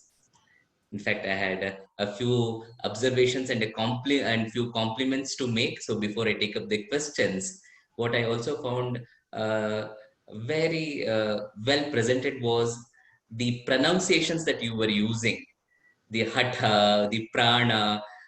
We find it so difficult, especially with our Western friends, and more so even our Indian friends. Probably taking up from there, they don't pronounce the hatha properly. They're making it as atha, hatha, hatha. So many people are using this term, like we feel a little concerned about it, because once the distortion starts in the word, it can also percolate all the way. So on a lighter manner, I sometimes say, if you don't pronounce the hatha properly, it will get reduced to is the hot yoga. Yes, yes, yes, yes, definitely. Yes, thank you. So pronouncing things is important. Well, there could be some traditions where they may not be used with those soundings and wordings, but still an honest attempt to get the words right is so important. And you demonstrated by the mastery that you have on the pronunciation, the usage, use Sanskrit names. Thank you very much for that. And also bringing us this insight into how unique adaptations are possible, though there are, in traditions itself, there are new ways of experimentation, innovation, but over the years and even in recent times, the dance that you were referring to of the Chogyal Namkhai Norbu Rinpoche, where he received it in his dreams and he has now trained many people. So I think this is a dynamic field where new knowledge is also coming in. It's not that there is only some knowledge of a past time which we are just left with. No, it's actually a growing field as well. Yes, it's interesting because in the Vajradance, this is actually is a very ancient tradition, but it seems that they are timeless, because if it's and if we can find this in dreams or in meditation, it means that these practices are, even though they are ancient, but they are somehow also updated practice, or they are also somehow connected to our present situation. And that is why it was interesting. The story of Vajradance goes back very ancient times, around 200 or after Christ. So it's almost 2,000 years old, but it's disappeared, this dance, from this planet, or even we don't know that how it was manifested here. But it's interesting that this, so there are the ancient practices, new practices, and I think that there are some kind of eternal practices, which has like a universal knowledge, which has a universal message for us. And what was interesting when Rinpoche was learning these dances in his, it's called the Dream of Clarity. In different words, he was learning. Then the lady, she was a teacher, she mentioned that nowadays they are very busy, the people are very busy. So they don't have 15 years or 20 years for meditation practices. And these dances, which is a movement in meditation, these are like, she said, is very, very proper for the modern world or modern people, because they are very condensed practices, and you can have a lot of experiences, because movement, so meditation and movement together are, it seems now it's very interesting. And also in yoga, it is the same. So it's possible that yoga, doing the asanas or you doing the flow, you can combine with meditation. You can enter some different meditation phases, like shamatha, so one-pointedness through focusing on asanas, and also vipassana through focusing on movement. Yeah, the adaptations are unique and they fit so well for the time. especially with youngsters. I was just thinking and feeling when you were taking us through those practices. It's easy for children and the youngsters to connect with these because movement is something so natural to them. So they can easily get into that. And from there, you can always lead to them to the motionless state of body or the mind, isn't it? Yes, yes, we try to, because there are levels of different Vajradances, and that is the Om Ahum, so three Vajradances, which we are singing Om Ahum, the three main syllables of body and the speech and mind. And then, but we had to use a smaller mandala, because the mandala, there are very precise steps. So for them, it was like a kind of game to find the steps. And because we have to step in different colors of red and yellow and then white and then blue. So for them, it was like a game. And also for them it was interesting because it's helped them to have connection with elements, the colors, and also like a kind of controlling or cultivating kind of precision in the movement through singing and dancing. So it's possible. It's possible. And I also found like, though it is unique, it is also complementary to many ideas, concepts, practice that we see in the classical yoga. So there seems to be a very close synergy between these systems. Yes, yes, definitely. And also this is one of my research field also, to find the connections, because when we go back to the ancient history and then in Buddhism, we see the 84 Mahasiddhas. Also, we have a lot of Mahasiddhas we can find also in the yogic traditions. Matsyendra also at Goraksha, we find also in the Buddhist. So it seems that there were a time when there was no separation. So there was yoga, and then the sages of yogas were common in also the Hindu tradition and also in the Buddhist tradition. So it's also very interesting to go back to this jump back, and then to somehow to find that how was it, how they were practicing. True. And also the usage of dance, like some movements that we did are simple movements, but you were also referring to some more elaborate dance forms, which is a part of the meditative practices. Yes, it's interesting because this mudra, these dances are called mudra dances, and mudra is like a symbolic manifestation. So one time I was translating an Indian lady, and she was teaching yoga in Hungary, and she explained that the mudra is also connected to bliss, like mudita, so the root of the word. And then she said that from asana through pranayama, we can enter meditation, but from meditation also comes kind of asana, and this is called mudra, according to her explanation. So mudra is similar to asana, but mudra is a kind of representation of meditation, representation of mind. So through asana, we can enter a special or like a respective state of mind, but from meditation also comes a kind of asana, which we call mudra. And these dances are like that. So they are representing the different meditation experiences, meditation levels, representing in a movement, and also in a kind of, there are a lot of mudras, of course, so the hand movement, but all the movement is called mudras. So it's like the meditation movement when the state of meditation is represented in mantra and represented in movement and of course positions. I think that's a very interesting insight. The sequence, just to understand and appreciate the sequence, like asana leading to meditation is one approach that we are all familiar with. But when the mind enters the state of meditation, the way it expresses in the body level can be a mudra. Yes, and it was interesting because she said that, for example, Matsyendrasana is mudra, even though we say asana. But because this was a kind of, when this sage, this Mahasiddha was enlightened, that this position was connected to his enlightenment. So, and also in India, we can see a lot of dance postures. So it's like a snapshot of the movement, and and they are also representations. So how we like express in like the glorious way we see the goddesses are dancing, and all the postures has a meaning. And this is, I think it's also a very interesting topic to research, that how the meaning of the mind, how thoughts or how vision can manifest as a way of movement or a way of posture. True, very true. In fact, I would like to mention at this point that we had earlier had a session on Rasa Yoga by Rasa Yoga, Dr. yes. Siri Ramaji, where she actually demonstrated how mudras are connected with the state of mind, and they have mutual implications. Like in the state of mind, naturally body adopts certain positions, but if you adopt those positions, it can also have its impact on the mind.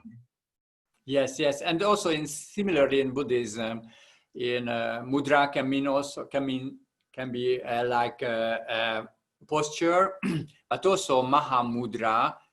What is different in yoga system, because it's a kind of holding the breath, so it's connected to bandhas, holding the 3 bandhas. But in Buddhism, Mahamudra is a meditation when someone is at the highest level of tantric practices. That is called Mahamudra. And according to the explanation, when somebody is entering that state of mind, then everything becomes mudra, everything. So that's the explanation. If somebody is in Mahamudra, then any posture of the body is asana. So then it means integrated into the, like we can say, the state of yoga. So beautifully put. I'll just, in the interest of time, I won't hold you for long, but there are a couple of questions. I'll present them before you. Thank you very much. Taking up the questions, I also like to mention that there are many compliments and the words of gratitude that all our participants have expressed for what you have offered them today. There's one beautiful message from Srimati Anuradha Bharadwaj ji, who says, I had a strange experience today. I'm a yoga practitioner for years and have struggled to do the Padmasana. And today, listening to the panel, I tried again and slipped into the posture with ease. Surprised, I tried it again and again, and I could practice along with Zoltan Cser. My pranams to the teacher. I will remember this day forever. Oh, thank you very much. Thank you. Yes, so this Padmasana in Buddhism is a kind of relic of enlightenment. So we can say it's an asana, but actually we can say also it's a mudra, because it's like a representation of enlightenment, the middle way, because the legs are on a horizontal way on the ground. It also has a meaning, and also the body is erected. And this is also kind of giving the presence. And also interesting because in the position when we relax, it represents also the non-attachment, relaxation, maybe let go attachment, and then the body straight is presence. So presence and relaxation, presence and non-attachment in the body can lead us to meditation, because in mind we need the same presence and the relaxation, spaciness of time and space together. Thank you very much. Moving on to the question of Dr. Jay Gupta, he's asking about, can you please elaborate a little more on Zazen 24-step spinal twisting? And is it related to the arousal of the Kundalini or stimulating the Kundalini and working with the chakras? Yes, what is interesting that in Buddhism, there was also a kind of debate that the Kundalini is in the center, because sometimes it's called the Kundalini is in the spine. But in Buddhism, the Kundalini is not in the spine because it's not connected to the physical body, but this is really the straight, very straight, like axis of our body.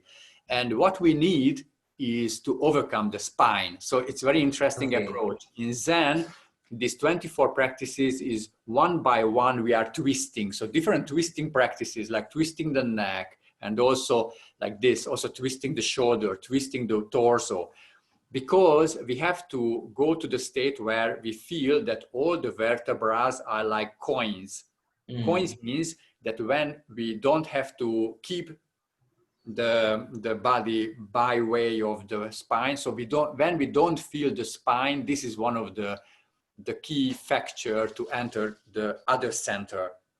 So this is very interesting. So the purpose of these 24 practices, the twisting the spines, and then at the end, we feel that all the vertebrae are without the strength of the muscle, they are like coins on top of each other. And when we have this experience, then you can feel that the center is starting to open, the real center channel, the real.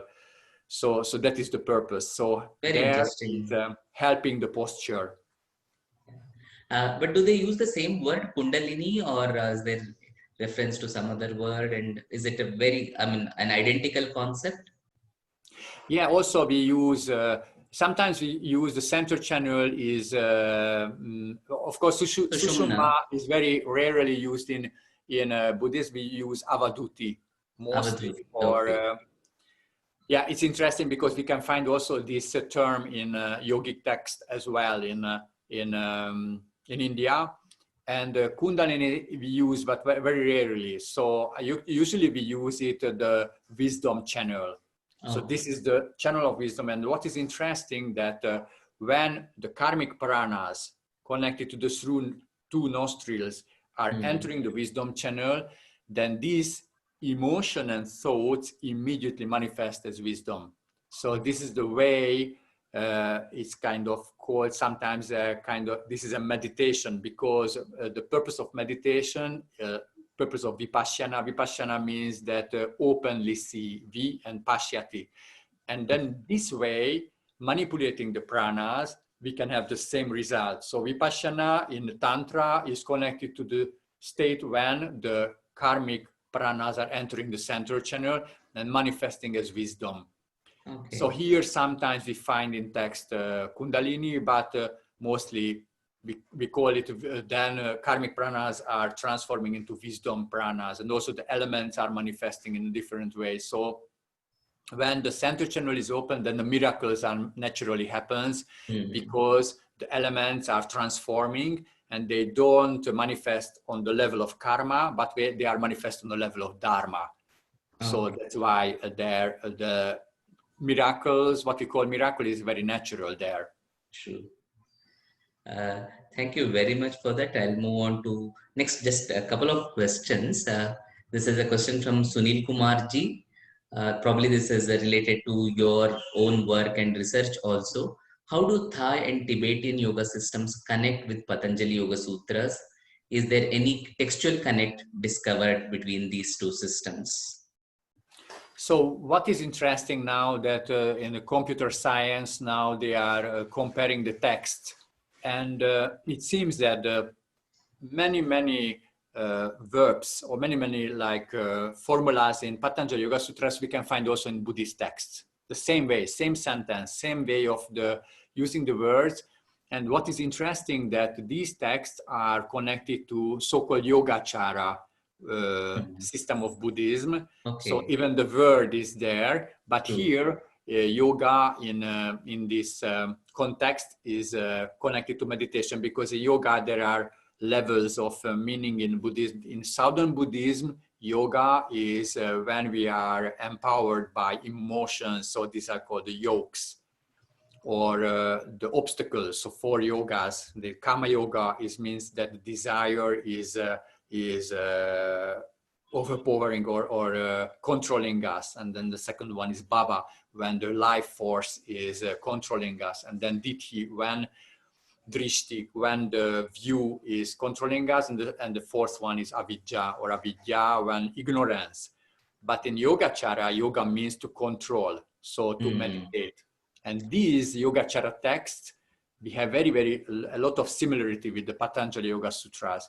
And what I found that in many Buddhist yogas, like in a Thai yoga, or Thai yoga also was coming from India, of course, and also what I demonstrated, Yantra Yoga was coming from India as well, from the 8th century by Humkara Mahasiddha, was living nearby the border of Nepal, and they are very much similarities with the Patanjali Yoga Sutras. Actually, or scientifically, I don't know there is a clear connection, so I don't know about that, but there was this comparative text research. Yes, they found a lot of similar sentences to Yogacara texts. So I think they were somehow the same age also, and but we need more research about this topic. But there is connection, definitely there is connection. And then in yogas, in Buddhist yogas, we are finding the same, that asana, pranayama, and the meditation. These three is very, very important steps we can find. True. Like we can see a lot of similar words, as you were mentioning, being used in both the traditions. Like you have the Maitri practice in the Yoga Sutra there, it is a metta practice that is there, the Brahma Viharas and all the practices here. So there are many, many similarities. So Yes. it's an area which still can be researched properly and documented, as you rightly say. But there's also a lot of concerns that I see sometimes, because especially with the modern academic dry approach to the study of the text, in some universities I have personally come across pitting one against the other. So they are saying Buddhist yoga against the Hindu yoga. I mean, all these kinds of mental gym exercises that these academicians do, who are scholars without or very little practice that supports them. So this is one danger that I'm seeing in the universities today. Yes. When I was translating for 5 years, Indu Arora, she was teaching also Ayurveda and also yoga teachers training. We were very fortunate because we can somehow, we were not comparing the system, but we were one question, she couldn't find the answer, and then we could find the answer in Buddhist yogas. And also I had a lot of questions, and we found in her experiences or in now what is like the Hindu yogas we could find. So I think it could be these two systems could help each other to find Very true. universe. Yes. And also what I see now is like a good change in the world, that nowadays there are some academics who are also practicing, because before, and that was like impossible. So somebody was like academic and focusing on text and linguistics, but nothing about practical experiences. But fortunately nowadays there are more and more people in researchers are also practitioners. So I think this could be opening a new way of seeing the text as well, and also the practices. True. We had an earlier presentation here which actually highlighted the need for scholar practitioners. You Yes. bring in the scholastic perspective, but also bring in the practitioner's perspective. And that's when the whole field gets enriched. Yes, in our college, the Buddhist College, this is one of the key sentence to find the balance between the theory and practice, because they are also, when we see the Buddha, the one mudra is this, which is called Vitarka mudra, is about the theory, so understanding the teaching, and the other mudra is Dhyana mudra. So one is understanding and one is doing the practice of meditation. And these two mudras are representing the balance between theory and practice. True. Thank you very much, Zoltan ji. I think we could go on like this forever, but it's already more than 2 hours that we started this program. So we'll come to the last part of it. Anuradha ji, you want to add something or? Okay. So thank you very much, Zoltan. I have forgotten how it was in Hungarian. How do you say thank you in Hungarian? Köszönöm. Köszönöm. Köszönöm. Yes. So very much for that. And I think it was a very illuminating session for all our audience, because we've been exposed to, so long we've been exposed to different approaches, but yours was such a unique and relatable, very relatable presentation that gave us a different perspective. And what I really loved about your sharing was how you were trying to bring about the complementarity of these traditions. Like just as Vinay said, rather than in the spirit of competition of trying to prove this one is older, that one is better. So it's this, and we all need to collaborate because each one's rhythm is different, constitution is different. So if we can find something that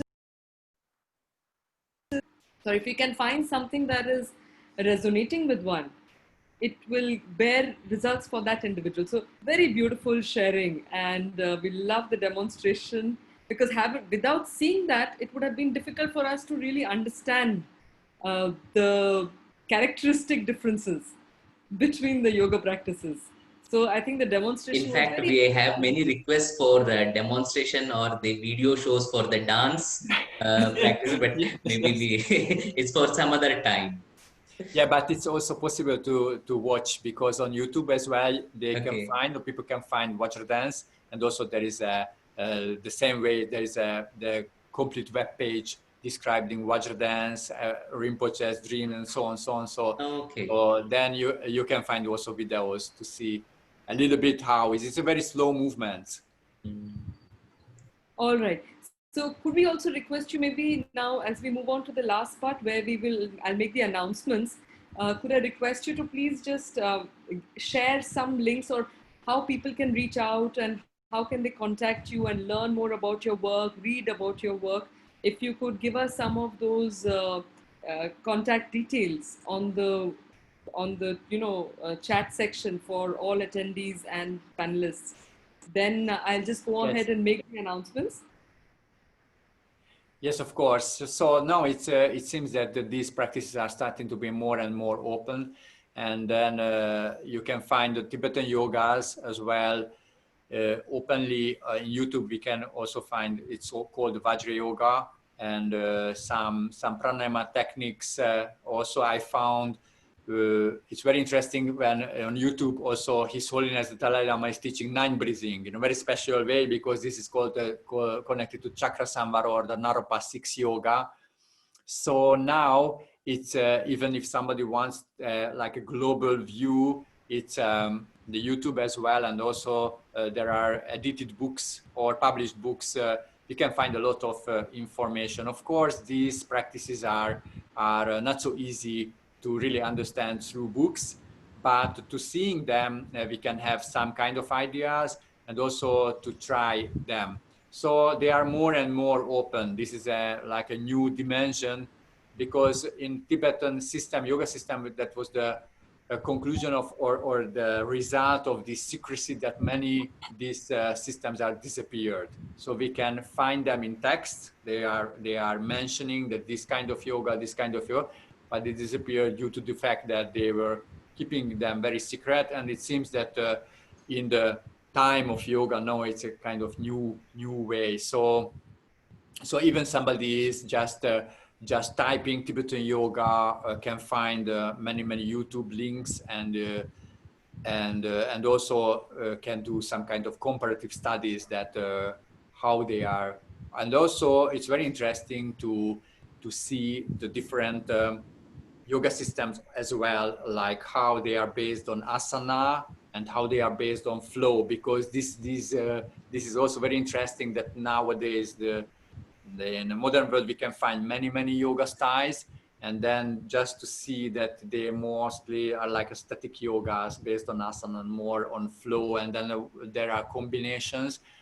And then also, if we understand the function of, for example, the flow and the function of the asana, then we can use it also to somehow to more helping us and also helping other beings. So thank you very much to mention this, but this is really very much my aim, to not to compete or the two like systems, but to help each other to build and to make a more clear vision about. For example, there are many questions about the rhythm of the breathing. So why 4? Why we count 4? Why the ideal breathing is like inhale for 4 and holding 4 times 4, for example, for 16 beats, and then for exhale 2 times 4 or 1 time 4, and then empty hold, because there are some ways of rhythm, and it's very difficult to find answers. So I think now it's we can find answers this question if we really put together our knowledge. So I just listening to you, I realized the wealth of knowledge that you must be sharing with your students, and also why Melinda said that even if it's at 3 o'clock in the morning, I think it's worth requesting Zoltan to share this insights. And being a monk, I think the aspect of having practiced this brings the whole tradition more alive, and you speak from a deeper source of conviction within you. So wonderful. I mean, we are really blessed that you woke us all up with your early awakening.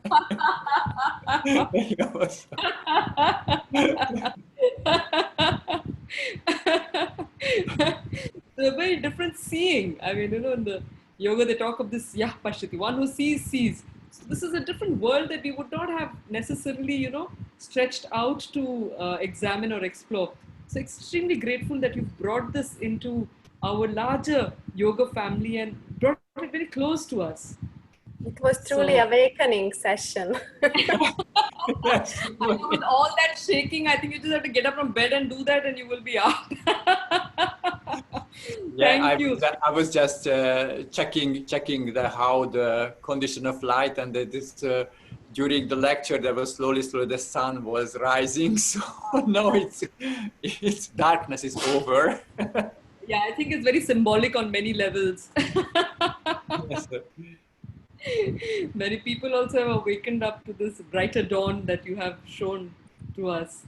So I'd like to now just move on, and I'll just, before I move on to the announcements, I have a resonance with one of the participants who says, "Thank you, Anuradha ji. That was exactly what I wanted to say also. Wealth of knowledge, authenticity, stirred a lot of curiosity and need to learn."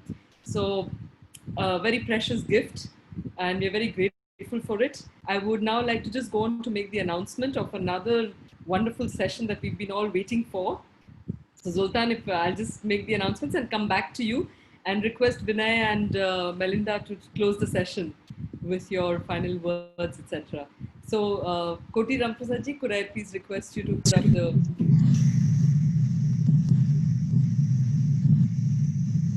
So dearest friends, we've been guided through a whole, or rather we've been held through a whole month of a wonderful festival, this global festival of yoga to celebrate wellness by Indica Yoga. And this evening we're going to have a much awaited presentation by somebody whom you are very, very familiar with by now, Dr. Vinay Chandra Banavati K. And he's the director of Indica Yoga, and he has put every single, I would say almost breath behind bringing us this fantastic feast of knowledge, authentic knowledge traditions. So he's going to take us a little deeper into this tradition by going to the very fountainhead of this wisdom through the Upanishads. So the talk of this evening is going to be on Upanishads, the fountainhead of yogic wisdom. Vinaya has grown up in the Gurukula, and through his immersion in traditional knowledge systems, he has had his own understanding of how that information, on how those practices can be made very relevant in simple ways to us in our lives today. And across the different activities that he's been doing, you'll get to hear much more about him when I introduce him in the evening. But one thing that stands out across the various approaches or the various ways in that he tries to present these subjects is that this deep wisdom is extremely accessible in the manner in which he presents it to us. So he is also the founder of the Takshashila Institute of India Studies, OTIS, and that institute that is in the making is also dedicated to upholding this vast tradition of Indian knowledge systems and making them and reaching them out to the world in a dialogue with contemporary knowledge traditions as well. So do reserve this hour for yourselves. It's going to be not just an hour and a half at least. And I can, having traveled with him a lot and also taught alongside him, I can vouch for the fact that you would remember a lot of the teachings that he shares. So please make yourselves available for that. Yes. We have Radharao saying we're looking forward to the session. Please share it also with a lot of your friends, because while we've touched upon the Upanishads separately, this connection of the Upanishads with the yogic tradition is something that he specializes in, and will make that available to all of us this evening. So I come back. I request Vinayji and Melinda ji to come take over the session. And Zoltan, heartfelt pranams to you for your dedication to this practice and teaching.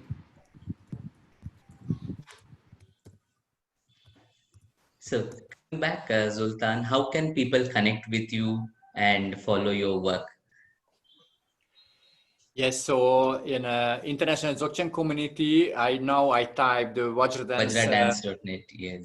.net, and then also we have also Yantra Yoga, so you can find there are around more than 100 instructors, so they are throughout the world. So what is interesting that in every city almost we can find somehow connection when somebody can enter Yantra Yoga sessions, and also I will give you the contacts. And of course, you can write me, as I have also a messenger, and also I have a YouTube channel.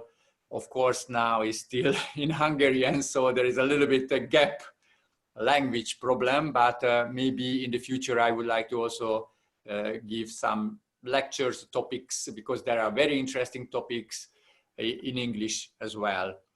And we have also the institution of Dharmagate Buddhist College, so also if you can find me, also Melinda, you can find Melinda as well there through our Buddhist College, which is the only one in Europe, accredited college. So also it's quite unique. We have a quite unique status in Europe. So in many ways, yeah, I think you can find us. Sure. Can I give your email ID if someone wants to contact you? Yes, of course. Yes, of course, you can.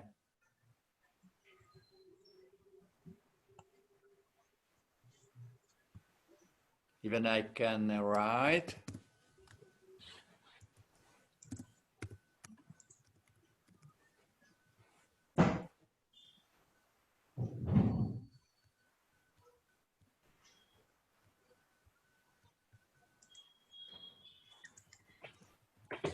Okay. So the last part, what would be the message that you would like to share with all our participants? Yes, so for me, the most important is to differentiate three levels of like body, speech, and mind, or we can say also body, energy, and mind, or body, emotion, and mind. And also in Buddhism, we say that there are three terms connected to three levels of existence. It's called samsaric existence, it's called karma, the karmic vision, and also the dharma, the path. And also the nibbana or nirvana is when all the problems are dissolved. So what I would like to share is like last sentence. When we practice, actually we are directly connecting to these three levels. When we practice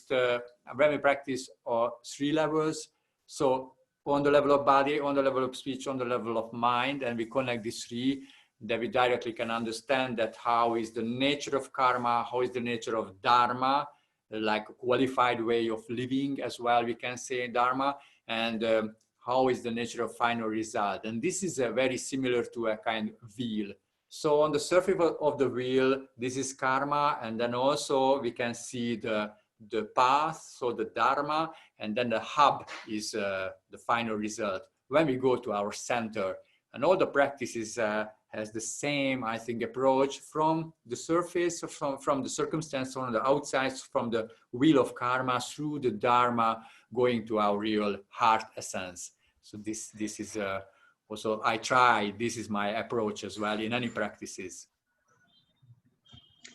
Thank you very much for highlighting these concepts of dharma and karma, and also connecting with something that's unique that we had not had experienced so far. So thank you very much for all this, and we are also grateful to Melinda for connecting you with us. And I also request Melinda to share a word. Okay, so actually there was a last request to say something in Hungarian. It was the request of your colleagues. And I would like to say something in Hungarian to Zoltan about merit dedication. So, and I also will request Zoltan to finish with this kind of prayer, this session together, but let me speak in Hungarian. Szóval Zoli, azt szeretném kérni tőled, hogy akkor úgy fejezzük be, hogy egy érdemfelajánlást teszünk közösen a lények javára. Jó? Köszönöm szépen! Nagyon szívesen. So at the end of every practice, like there is a frame of practices we are praying in the beginning, and also we are clarifying our aim with the practice, but at the end we have the dedication of marriage. That means that we are dedicating all our practices and all our effort to listen to the Dharma and also understanding the Dharma, and then we have a wish or intention that this marriage can cause a kind of link to all beings to step on the path of liberation. So this is our intention or desire. And then there is a sentence, 4 lines of sentence of Nagarjuna that I can say at the end in Tibetan. Please.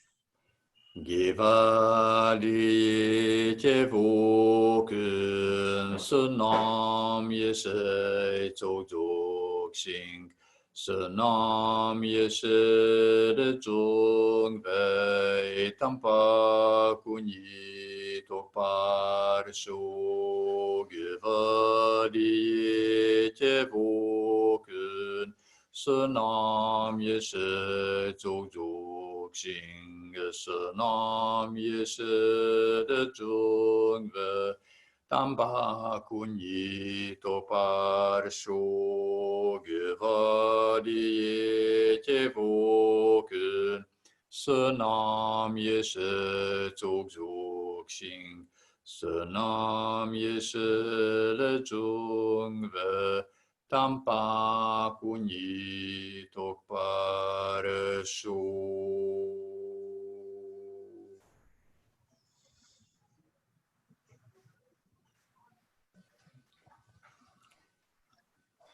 Dhanyavadaha. Namaste. Thank you very much for invitation, and I wish a great success for Indika Yoga, because this approach is really very, very, very nice, and appreciate for that. Thank you very much. Thank you for being with us. Thank you, Melinda. Thank you, Zoltan. Thank you very much.